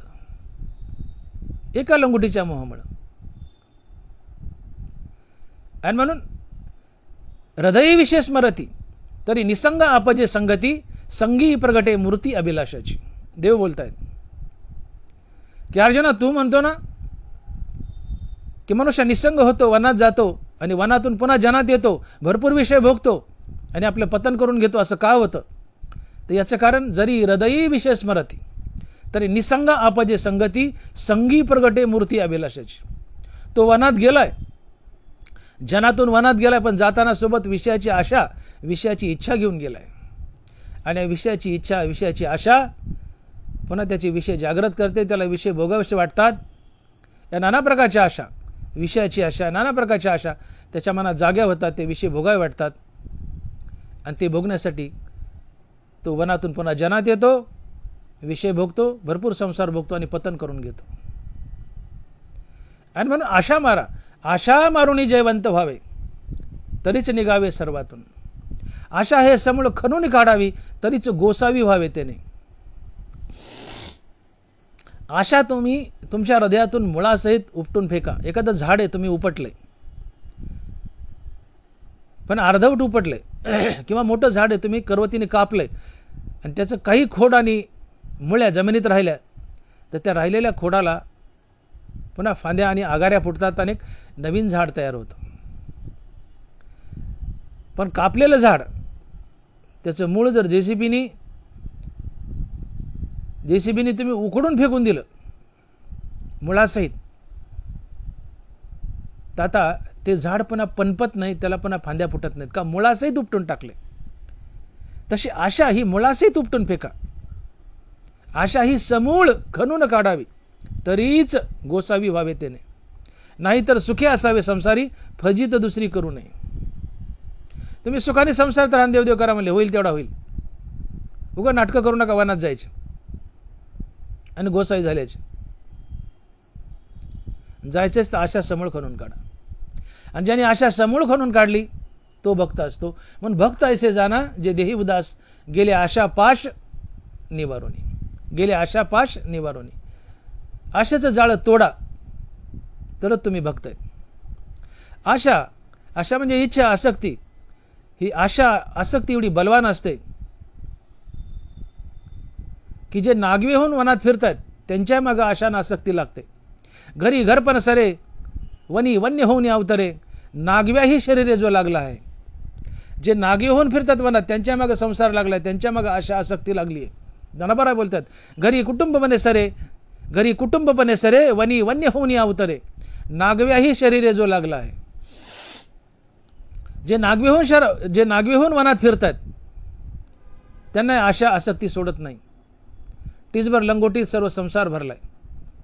जसं 500 रुपयाच्या नोटेत 500 रुपये ठासून भरलेले असतात, तसं टीसभर लंगोटीत सगळा संसार भरलाय, सगळ्या आशा भरल्यात. आशा बलवान आहेत. आशा मारा, आशा खणून काढा, अन्यथा संसार तुमच्या नशिबी बांधलेलाच आहे. बाह्य तरी विषय नाही परी मानसी जरी होईल काही, तरी सांधे तुची पाही संसार असे. वरून वरून आम्ही आशेचा विषयाचा त्याग करतो, पण ही आशा हे विषय अंतःकरणात जागे असतील तर ते पुन्हा आम्हाला संसारात खिचून आणतात, संसार बंधनात बांधतात. आणि ज्याच्या आशा जाग्या आहेत, बलवान आहेत, तो भक्तच नसतो, तो भक्तच नसतो. आणि म्हणून जागोजाग आशेने आम्हाला बांधलंय. शिष्य शाखादी विलासे मठादी मुद्रेचे निमिषे, घातली आहेत फासे निसंगा जने. हे माझे शिष्य, हे माझ्या शाखा, हे माझा मठ, मी इथला महाराज, मी इथला महंत. ज्ञानोबाराय म्हणतात तुला फाशी घातलेत. माझा मठ म्हणशील, माझ्या शाखा म्हणशील, माझे शिष्य म्हणशील, या गोष्टी तुला फाशी घालतील आणि संसारात बांधतील. शिष्य शाखादी विलासे मठादी मुद्रेचे निमिषे, घातली आहेत फासे निसंगा जने. निसंग म्हणून वावरतात, पण हा मठ माझा, ही गादी माझी, हा आश्रम माझा, या शाखा माझ्या, हे शिष्य माझे, या गोष्टी असं जर म्हणशील तर या गोष्टी तुला बांधतील, तुला फासे घालतील. याच गोष्टी, हेच मठ तुला फासे घालतील आणि संसार बंधनात बांधतील. या मठाच्या आशेतून, या पाशातून सुट. धनाच्या आशेतून सुट, बायकामुलाच्या आशेतून सुट, पदाच्या आशेतून सुट, विषय भोगाच्या आशेतून सुट, या सगळ्या आशेतून सुट. आशेतून सुट. आशेचं जाळं तोड, आशेचा पाश, आशेचं जाळं निवारण कर, तरच तू भक्त आहेस, अन्यथा भक्त नाही आहे. आणि म्हणून आशा हे समूळ खणून काढावी, तरीच गोसावी व्हावे त्याने, नाहीतर सुखे असावे संसारी, फजित दुसरी करू नये. आशा मारून या जयवंत व्हावे, तरीच निघावे सर्वातून. ही आशा अतिशय बलवान आहे, ही मारा. आणि जेवढी जेवढी आशा बलवान, तेवढं तेवढं दुःख अधिक संसारात असतं. आशा जैशी दुःखाते, व्याली निंदा दुरीते. निंदा जशी पापाला जन्म देते, तशी आशा दुःखाला जन्म देते. जितक्या जितक्या आशा बलवान, तितके तितके तुम्ही दुःखी असता. कारण सुखाची व्याख्या काय, ज्ञानोबाराय लिहित आहेत की किंबहुना सोये जीव आत्मयाची लाहे, ते जे होये तया नाव सुख. आणि ऐशी हे अवस्था न जोडिता पार्था, जिजे ते सर्वथा दुःख जाणे. तुम्ही मुखाने हरिनाम घेतलं की तात्काळ तुमचं मन अंतर्मुख होतं. अंतर्मुख झालेलं मन हृदयस्थरामाला जाऊन भेटतं. मन आणि हृदयस्थराम यांच्या भेटीतून मनाला स्थिरता लाभते आणि मनाच्या स्थिरतेतून येणारा अनुभव हे सुख असतं. आणि म्हणून मनाची स्थिरता हे सुख, मनाची अस्थिरता हे दुःख आहे. मनाची स्थिरता हे सुख, मनाची शांती हे सुख. शांती परते नाही सुख, येरा अवघेच दुःख. मनाची शांती, मनाची स्थिरता हे सुख आहे. पण तुमच्या मनात जर आशा आणि इच्छा जिवंत असतील तर या आशा इच्छा तुमच्या मनाला हृदयस्थरामापासून तोडतात. या आशा इच्छा मनाला हृदयस्थरामापासून तोडून आपल्यासोबत घेऊन बाहेर पडतात. आणि मन हृदयस्थरामापासून तुटलं, ते बहिर्मुख झालं. मन हृदयस्थरामापासून तुटलं, इच्छेच्या मागे धावलं की ते तडपतं, बेचैन होतं, अस्थिर होतं. मनाची बेचैनी, अस्थिरता हीच दुःख असते. इथं काय केलं आशानी? आशानी जे मन हरिनामानं अंतर्मुख झाले, हृदयस्थरामाला भेटल्याने स्थिरावलंय, मनाची स्थिरता हे सुख आहे. पण हे जे स्थिरावलेलं मन आहे, हृदयस्थरामाला भेटलेलं मन आहे, या मनात इच्छा उठली, आशा उठली की आशा या मनाला आपल्यासोबत बाहेर घेऊन पळते. आशा या मनाला आपल्यासोबत बाहेर घेऊन पळते, बहिर्मुख करते, हृदयस्थरामापासून तोडते. आणि मन हृदयस्थरामापासून तुटलं, बहिर्मुख झालं की ते तडपतं, बेचैन, अस्थिर बनतं. मनाची अस्थिरता, बेचैनी, तडप हे दुःख असते. आणि म्हणून आशा जशी दुःखाते, व्याली निंदा दुरीते. निंदा पापाला तशी आशा दुःखाला जन्म देते. जितकी आशा बलवान, तितकं मन त्या आशेच्या मागे धावेल, इच्छेच्या मागे धावेल. आणि जितकं मन आशेच्या मागे धावेल तितकं ते बहिर्मुख, हृदयस्थरामापासून तुटेल. आणि जितकी हृदयस्थरामापासून मनाची ताटातूट, तितकी मनाची बेचैनी, अस्थिरता, तडप, ही तडप, बेचैनी, अस्थिरता हे दुःख असते. म्हणून आशा ह्या दुःखाला कारणीभूत आहेत. आशा जशी दुःखाते, व्याली निंदा दुरीते. जीवनात जितक्या जितक्या आशा बलवान, तितकं तितकं तुम्ही दुःखी असता. आणि जोपर्यंत आशा मारत नाहीत तोपर्यंत तुम्ही निरीच्छ होत नाहीत. आशा मरणं, इच्छा मरणं म्हणजे निरीच्छ होणं ही विरक्ती असते. आणि तुम्ही विरक्त झाले की श्रीगुरु तुम्हाला शोधत येतो, अहम ब्रह्मास्मी या महावाक्याचं श्रवण करून तुम्हाला मुक्त करतो, तुमचा देहांकार जातो, तुम्ही अद्वैतात जाता, अद्वैतात गेले की समदृष्टी येते, तुम्ही चराचर बनता, विश्व व्यापून असता, तुम्ही विश्व व्यापलं, चराचर बनले की मृत्यूची भीती निघून जाते, मृत्यूची भीती निघून जाणं हे देहावर उदास असणं होय. हां, मृत्यूची भीती निघून गेली, देहाची आसक्ती निघून गेली, हे देहाबद्दल उदास असणं होय. आणि यालाच महाराज म्हणतात की भक्त ऐसे जाना जे देही उदास गेले आशापास निवारुनी, गेले आशापास निवारुनी. आणि म्हणून मुखात नित्य नाम धारण करा. नित्य नाम मुखात जर धारण केलं तर सगळ्या गोष्टी घडतात. तुमच्या आशा जातील, तुम्ही अद्वैतात जाल, मृत्यूची भीती जाईल, देहाबद्दल उदास व्हाल, सगळं सगळं घडतं. नाम नित्य घ्या. आणि म्हणून तुम्ही आम्ही भक्तच नाही आहेत. मृत्यूची भीती आहे, देहाबद्दल आसक्त आहोत, म्हणजे आम्ही भक्तच नाही आहेत. जो देहाबद्दल उदास आहे, ज्याचं मृत्यूचं भय निघून गेलंय, ज्याच्या आशा मेल्या आहेत, तोच भक्त असतो. तुम्ही आम्ही भक्तीत मोडतच नाही आहेत. आणि म्हणून आशेचा पाश निवारण करा, अर्थात आशा मारा, निरीच्छ व्हा, विरक्त व्हा. या विरक्तीनं, वैराग्यानं नाम घ्या. नामानं आशा मरतील, इच्छा मरतील. निरीच्छ व्हाल, अर्थात विरक्त व्हाल. श्रीगुरूच्या कृपेने आत्मज्ञान होईल, अहंकार मरेल, अद्वैतात जाल, समदृष्टी येईल, विश्व व्यापून असाल, मृत्यूची भीती जाईल, देहाची आसक्ती जाईल. आणि मृत्यूची भीती जाणे, देहाची आसक्ती जाणे, हेच देहाबद्दल उदास असणं होय. आणि जो देहाबद्दल उदास आहे तोच भक्त असतो. आणि म्हणून महाराज म्हणतात की भक्त ऐसे जाना जे देही उदास गेले आशापाश निवारुनी. भक्त ऐसे जाना जे देही उदास गेले आशापाश निवारुनी. आणि मग तुमच्या आशा मेल्या, सगळ्या प्रकारच्या आशा, धनाची आशा, बायका मुलाची आशा, पदाची आशा, प्रसिद्धीची आशा, विषयाची आशा, सगळ्या आशा मेल्या. देहाबद्दल उदास तर झाले, पण सगळ्या प्रकारच्या आशा मेल्या. अर्थात तुमचे सगळे विषयच मेले. अशी अवस्था जीवनात आली, तुम्ही विरक्त झाले, म्हणजे सगळे विषय मेले, आशा मेल्या, सगळे विषय मेले. एकच विषय शिल्लक राहतो, इतर सगळे विषय मेले, मग एकच विषय शिल्लक राहतो. आणि तो विषय काय शिल्लक राहतो हे अभंगाच्या दुसऱ्या चरणात. आणि महाराज लिहित आहेत की विषय तो त्यांचा झाला नारायण, नावडे धनजन माता पिता. विषय तो त्यांचा झाला नारायण, नावडे धनजन माता पिता.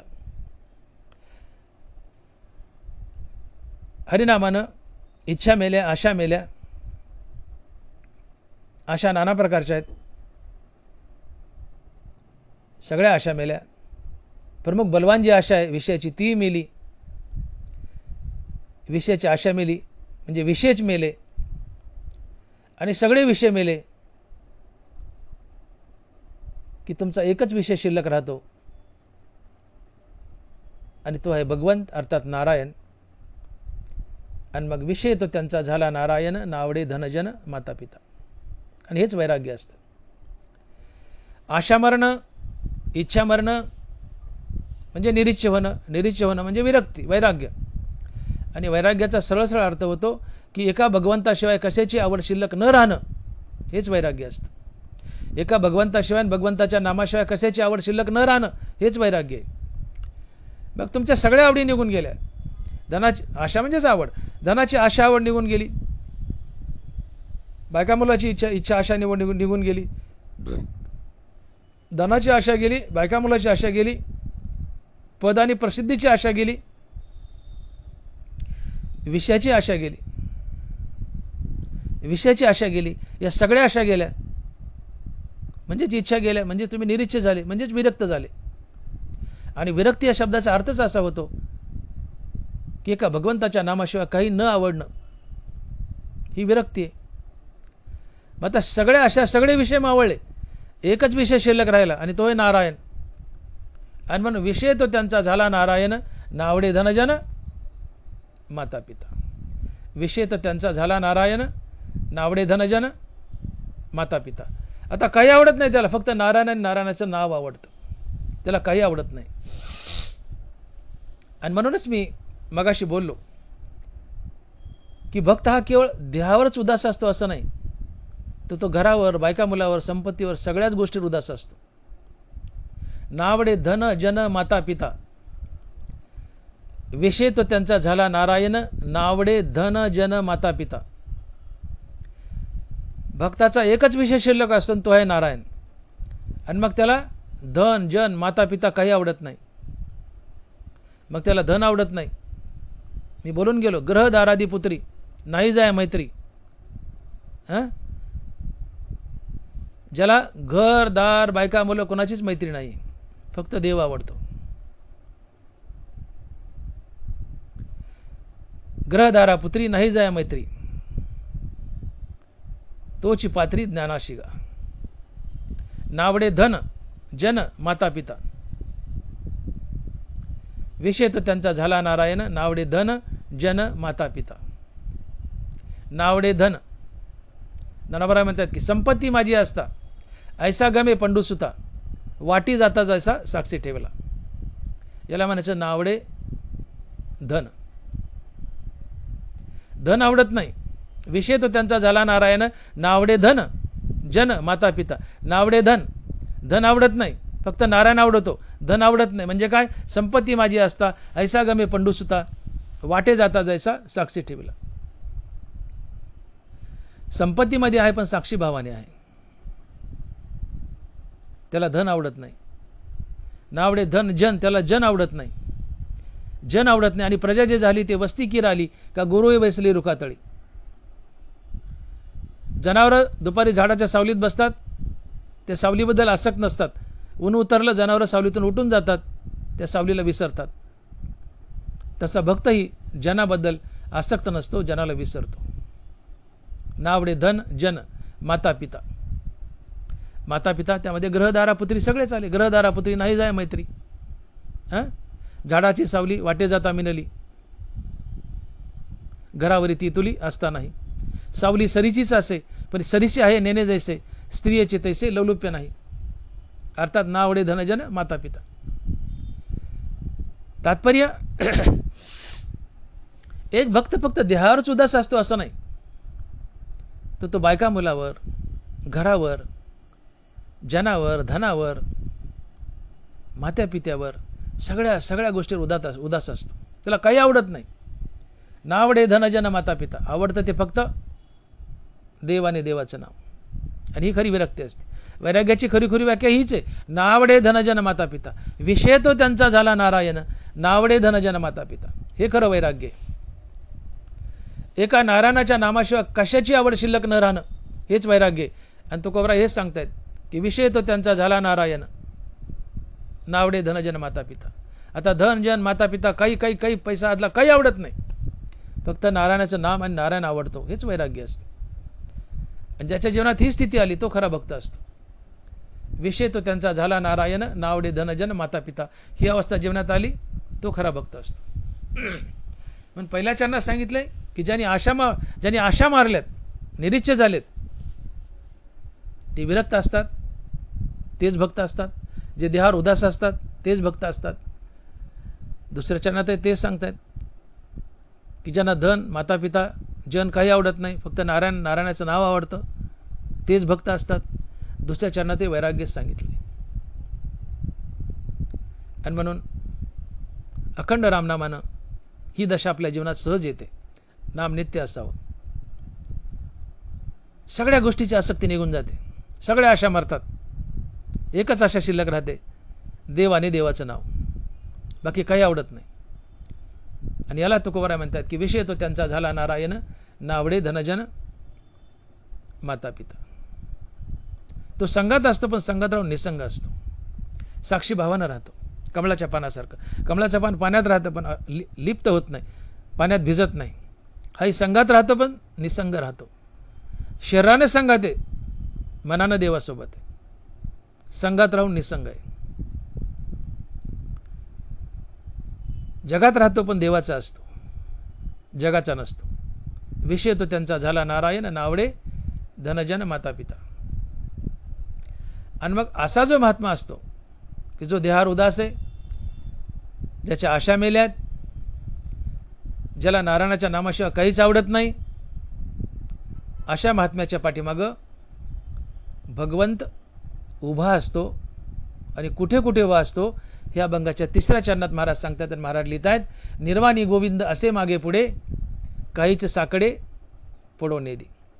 निर्वाणी गोविंद असे मागे पुढे काहीच साकडे पडोने दी. असा जो भक्त आहे, किंबहुना ज्याने आपल्या आशा मावळल्यात, ज्याच्या आशा संपल्यात, अर्थात जो विरक्त आहे, जो देहावर उदास आहे, ज्याला फक्त नारायणच आवडतो, बाकी काही आवडत नाही, याला भक्त म्हणतात. आणि अशा भक्ताच्या रक्षणासाठी गोविंद अर्थात पांडुरंग परमात्मा सारखा मागे पुढे उभा असतो, त्याच्या मागे पुढे खेळत असतो, नाचत असतो, त्याला संकटातून वाचवत असतो आणि त्याला कशाचंही कमी पडू देत नाही. काहीच साकडे पडोने दी. देव त्याचा रक्षण करता बनतो. निर्वाणी गोविंद असे मागे पुढे काहीच साकडे पडोने दी. जिवंतपणी तर देव मागे पुढे फिरतोच, रक्षण करतोच, पण प्रामुख्यानं मरताना देव त्याच्या मागे पुढे असतो, देव त्याच्यासोबत असतो. निर्वाणी गोविंद असे मागे पुढे. मरण समयी देव भक्ताच्या मागे पुढे अर्थात भक्ताच्या सोबत असतो. भक्त देह ठेवताना, भक्त मरत असताना गोविंद परमात्मा, कृष्ण परमात्मा भक्ताच्या मागे पुढे अर्थात सातत्यानं जवळ असतो. अर्थात भक्त मरताना भक्ताच्या जवळ गोविंद येतो आणि त्याची सेवा करतो. कारण देवानं शब्द दिलाय, पण नित्य सेवेला मी निदानी सेवकू होय. ज्यांनी माझी आयुष्यभर सेवा केली, आयुष्यभर माझं नाम घोकलंय, ज्यांनी आयुष्यभर माझी सेवा केली, मरण समय मी त्याची सेवा करतो. पण नित्य सेवेला मी निदानी सेवकू होय. तुम्ही जर आयुष्यभर देवाचं नाव घोकलं, देवाची सेवा केली, तर मरण समय देव तुमचा सेवक होतो. कारण तुम्ही आयुष्यभर देवाचं नाव घेतलंय म्हणून त्या नामाचं देवावर ऋण झालंय. तुकोबाराय बोलले, दिवाळखोर नारायण, दिवाळखोर नारायण यावरी बहुताचे ऋण. तुम्ही अखंड नित्य नाम घेतलंय देवाचं, त्या नामाचं देवावर ऋण असतं. आणि ते ऋण फेडण्यासाठी देव तुमच्या मरण समय, निर्वाण समय येतो. देवाने शब्द दिलाय, ते ऋण वैपन्न देखोनी अंगी आपल्याची उत्तीर्णत्वा लागी मी भक्ताचे तनुत्यागी परिचर्या करी. देवाने शब्द दिलाय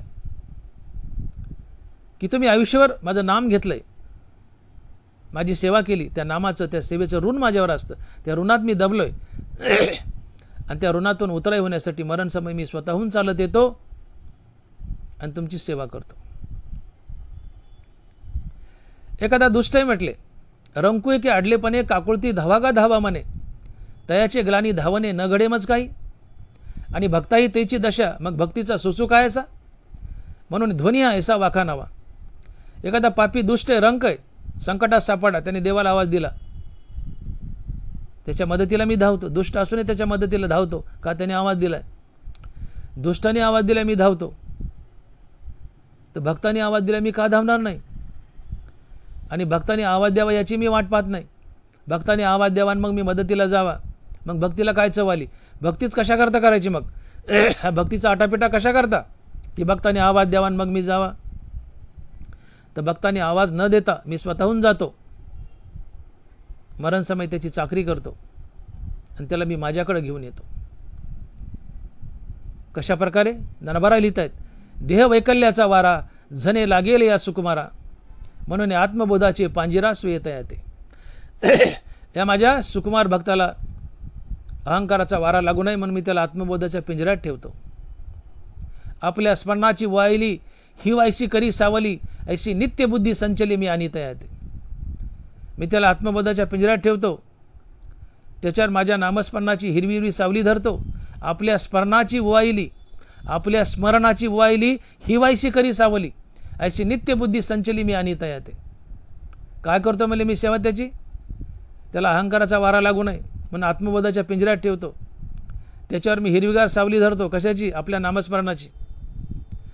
त्या भक्ताचा इंद्रिय समुदाय आणि बुद्धी मी टवटवीत जागी करतो. त्याला म्हणतो घे माझं नाव, राम राम म्हण. मग तो भक्त राम राम म्हणतो, राम राम म्हणत प्राण त्यागतो आणि मी माझ्या भक्ताला माझ्याकडे अलगद घेऊन येतो आणि मुक्ती देतो. आणि मग पुढे ज्ञानोबा लिहित आहेत की वरचिल देहाची गवसनी फेडूनी, आच अहंकाराचे रज झाडोनी, शुद्ध वासना निवडूनी आपणा पे मिळवी. म्हणून देहांतीचे साकडे माझी काहीच न पडे, मी आपली अति आपलीकडे सुखेची आणि. देहांती मरणाचं माझ्या भक्ताला मी साकडं कोडं पडू देत नाही, कष्ट पडू देत नाही. अर्जुनाने प्रश्न विचारला, देवा तू म्हणतो आणि मरणी जया जे आठवे तो त्याची गती ते पावे, म्हणून सदा स्मरावे मातेची तुवा. तू म्हणतो की ज्याने मरण समय देवाचं नाव घेतलंय तो मुक्त होतो, पण देवा मरण कधी येईल, मरण समय तुझं नाव तोंडात येईल का नाही हे खात्रीने कशावरून सांगावं. मग देवा तुझं काय मला बोलणं पटाना बा. मग त्याचं उत्तर देताना देव बोलतात की अरे येड्या अर्जुना, ज्यांनी माझी नित्य सेवा केली, आयुष्यभर नाम घोकले, मरण समय मी त्याची सेवा करतो, स्वतःहून जातो, त्याच्यावर नामस्मरणाची सावली धरतो, त्याचा इंद्रिय समुदाय त्याची बुद्धी जागी करतो, टवटवीत करतो आणि त्याला स्मरण करतो, मन राम मन राम मन, त्याला राम मानायला लावतो. तो राम म्हणून प्राण त्यागतो आणि मी त्याला माझ्याकडे घेऊन जातो. ही सगळी सोय मी करतो. अशा प्रकारे देव निर्वाणी तुमच्या मागे पुढे उभा असतो. आणि याला तुकोबाराय म्हणतात की निर्वाणी गोविंद असे मागे पुढे काहीच साकडे पडोने दी. मरण समय हा गोविंद परमात्मा, कृष्ण परमात्मा तुमच्या मागे पुढे उभा असतो, मरणाचं कष्ट पडू देत नाही. तुम्ही आयुष्यभर सेवा केली म्हणून मरण समय तो तुमची सेवा करतो, त्याच्या नामस्मरणाची तुम्हाला आठवण करून देतो, राम म्हणायला लावतो आणि तुम्हाला त्याच्यासोबत घेऊन जातो, अर्थात मुक्ती देतो. याला तुकोबाराय म्हणतात की निर्वाणी गोविंद असे मागे पुढे काहीच साकडे पडवणे दी. देव फक्त भक्ताची मरण समय सेवा करतो असं नाही. जो देवाचं नित्य नाम घेतो देव त्याच्या जीवनपणी त्याची सारखी सेवा करतो. तुकोबाराय साक्ष देत आहेत, मार्गी चालता मुखी नामवानी असे चक्रपाणी मागे पुढे. तुम्ही एखाद्या आपल्या कारमध्ये प्रवास करतायत आणि गाडीमध्ये विठ्ठल विठ्ठल विठ्ठल राम राम राम नामाचा जप करतायत. देव तुमच्या गाडीच्या मागे पुढे धावत असतो आणि तुम्हाला अपघातातून ॲक्सिडेंटमधून वाचवत असतो. मार्गी चालता मुखी नामवानी असे चक्रपाणी मागे पुढे. गाडीमध्ये तुम्ही जर देवाच्या नावाचा जाप केला तर हा चक्रपाणी श्रीकृष्ण तुमच्या गाडीच्या मागे पुढे धावतो, तुम्हाला अपघातातून वाचवतो. देव मेल्यावर मरतानाच सेवा करतो असं नाही, जीवनपणी सेवा करतो. तुम्ही त्याचे फक्त नाव घ्या, प्रत्येक संकटातून तुम्हाला वाचवतो, जीवनपणी सेवा करतो. मरताना तर करतो, जीवनपणी करतो.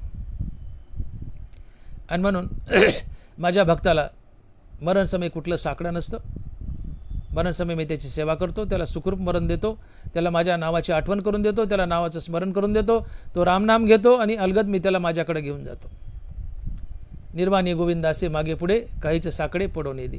आणि म्हणून आमचा देव कृष्ण परमात्मा अर्जुनाच्या मागे आणि द्रौपदीच्या पुढे सारखा असायचा. अर्जुनाच्या मागे आणि द्रौपदीच्या पुढे निर्वाणी गोविंद असे मागे पुढे, अर्जुनाच्या मागे आणि द्रौपदीच्या पुढे. द्रौपदी आणि अर्जुन हे भगवान कृष्णाचे निस्सीम भक्त होते, निस्सीम भक्त. अर्जुनाचा रोम रोम, अर्जुन जर झोपला तर अर्जुनाच्या केसातून श्रीकृष्ण श्रीकृष्ण श्रीकृष्ण असा अर्जुनाच्या केसातून आवाज निघायचा. काय भक्ती असेल ती. आमच्या तोंडातून लवकर श्रीकृष्ण निघत नाही, अर्जुनाच्या केसातून आवाज निघायचा श्रीकृष्ण श्रीकृष्ण. इतका अर्जुन भगवान कृष्णाचा निस्सीम भक्त होता. द्रौपदी भगवान कृष्णाची निस्सीम भक्त होती, ती तर मानलेली बहीण होती. आणि म्हणून द्रौपदीच्या पुढे आणि अर्जुनाच्या मागे. नुसतं महाभारताच्या युद्धात नाही तर कधीही कृष्ण भगवंत अर्जुनाच्या मागे त्याची रक्षा करत असत, मागे उभं राहून रथात. अर्जुनाच्या पुढे आणि द्रौपदीच्या मागे. कारण भगवान कृष्ण सारथी होते म्हणून अर्जुनाच्या पुढे होते आणि द्रौपदीच्या मागे होते. देवानं अर्जुनाचं सारथ्य केलंय. अर्जुन रथात मागे आणि देव पुढे, अर्जुनाच्या पुढे आणि द्रौपदीच्या मागे. अर्जुन मागे देव पुढे, आलेला प्रत्येक बाण देव झेलायचे, त्याला कुचकामी करायचे आणि मग अर्जुनाकडे जाऊ द्यायचे. देव अर्जुनाच्या रथावर खाली सुदर्शन चक्र घालून बसले होते. कुठलंही शस्त्र कुठलंही अस्त्र आलं अर्जुनाच्या दिशेने की देवाने सुदर्शनाच्या साह्याने ते कुचकामी करायचं आणि मग अर्जुनाकडे जाऊ द्यायचं. अर्जुनाच्या पुढे असे चक्रपाणी मागे पुढे है ना, निर्वाणी गोविंद असे मागे पुढे काहीच साकडे पडून येते. अर्जुनाच्या पुढे राहायचा, अर्जुनाचा बचाव केला युद्धात. द्रौपदीच्या मागे राहायचा, वस्त्रहरणाच्या वेळेस साडी बनला. तात्पर्य जो कोणी भक्त आहे त्या भक्ताच्या मागं पुढं देव पळत असतो, फिरत असतो. तो भक्तीचा लालचावलेला आहे. जिथं नाम आहे तिथं उभा असतो. माझी भक्त गाती जिथे नारदा मी उभा तिथे. तुम्ही त्याचं नाव घ्या, तुमच्या सोबताली उभा असतो तो. देव नामाचा भुकेलेला आहे, नामापाशी उभा असतो, म्हणजेच भक्तापाशी उभा असतो. अर्जुनन द्रौपदीच काय, तुम्ही कुणीही त्याचे भक्त बना, सगळेच त्याचे. तुम्ही त्याचे नित्य नामधारक बना, तो तुमच्या सोबताली उभा आहे, तुमचं रक्षण करतो. मी बोललो, गाडीत बसल्यात रामनामाचा जाप चालू आहे, तुमच्या गाडीच्या मागं पुढे पळत असतो. मार्गी चालता मुखी नामवाणी असे चक्रपाणी मागे पुढे. तुम्ही गाडीत बसा, सातत्यानं राम राम म्हणा, तुमच्या गाडीचा अपघात होणारच नाही, कारण कृष्ण गाडीच्या मागं पुढे पळतोय. जीवन जगताना, चालताना, फिरताना, वाटेत सातत्यानं रामनाम घोका. हा राम, हा कृष्ण तुमच्या मागे पुढे पळत असतो, तुम्हाला संकटातून वाचवतो दैनंदिन जीवनात, आणि मरण समय तर वाचवतोच, कारण ती शपथच खाल्ली त्यांनी. पण नित्य सेवेला मी निदानी सेवक होय. ज्याने माझी नित्य सेवा केली, मरण समय मी त्याचा सेवक म्हणतो, त्याला माझ्याकडे घेऊन येतो. म्हणून मरणाचं साकडं तर काहीच नाही. मरण समय मी चाकर बनेल तर शपथच खाल्ली. मरण म्हणजे निर्वाण. आणि म्हणून तुकोबारा म्हणतात की निर्वाणी गोविंद असे मागे पुढे काहीच साकडे पडवून येते. आणि म्हणून जो मनुष्य आपल्या देहावर उदास आहे, ज्यांनी आशा नाहीशा केल्यात, आशेचं जाळं तोडलंय, विरक्त झालाय, त्याचा एकच विषय मागे राहिला, नारायण.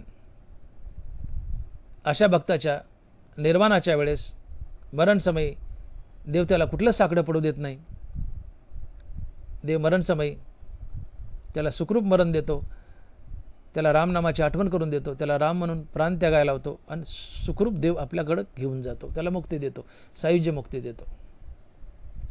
आणि म्हणून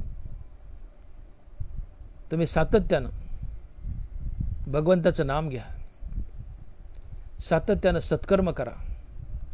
भगवंताचं नाम घेणं, सातत्यानं सत्कर्म करणं ही भगवंताची सेवा आहे, भगवंताची पूजा आहे.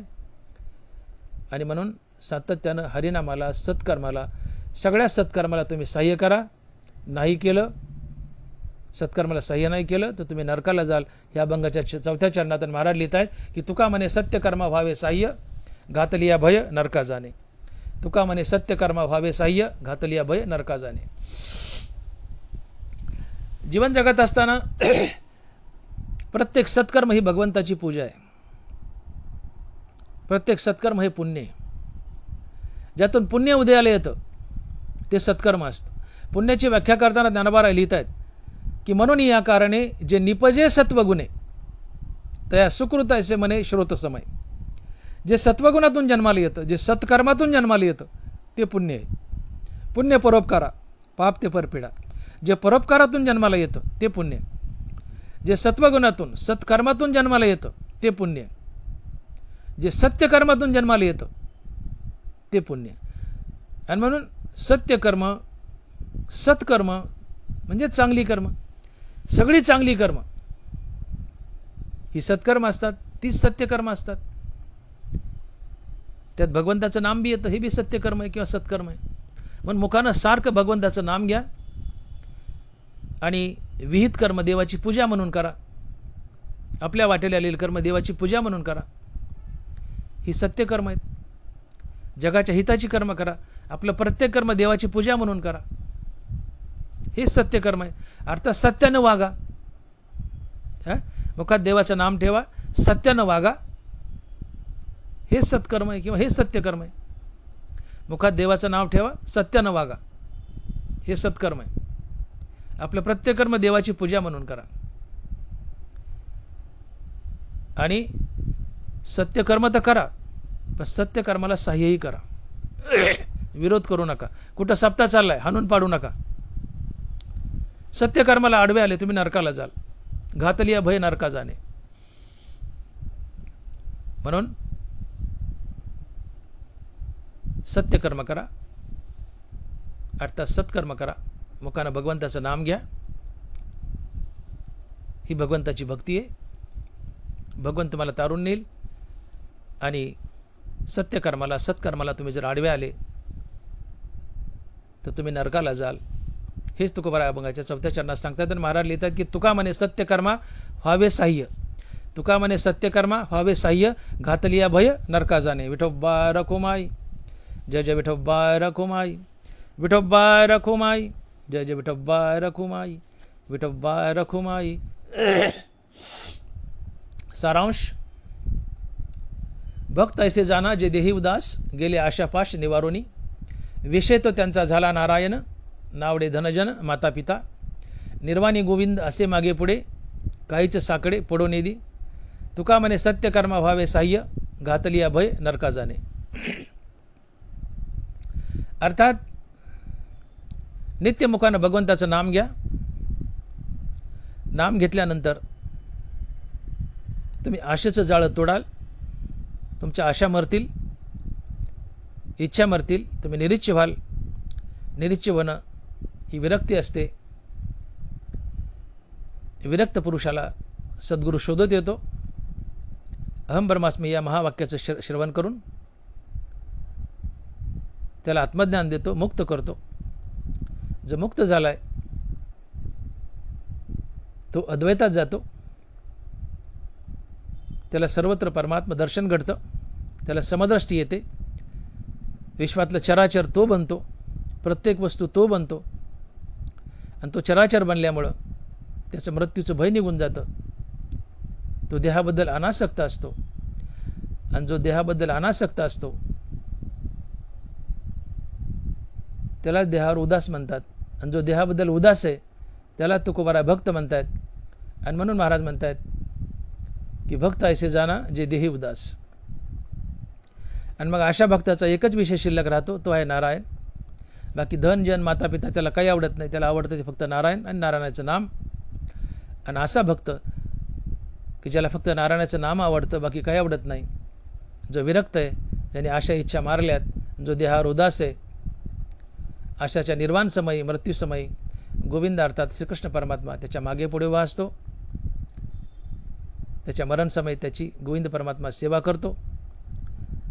त्याला गोविंद नामाची रामनामाची आठवण करून देऊन रामनाम घ्यायला लावतो. आणि तो भक्त रामनाम स्मरून प्राण त्यागतो. आणि भगवान श्रीकृष्ण गोविंद परमात्मा त्याला आपल्यासोबत घेऊन जाऊन सायुज्य मुक्ती देतो. आणि म्हणून सातत्यानं देवाचं नाव घ्या.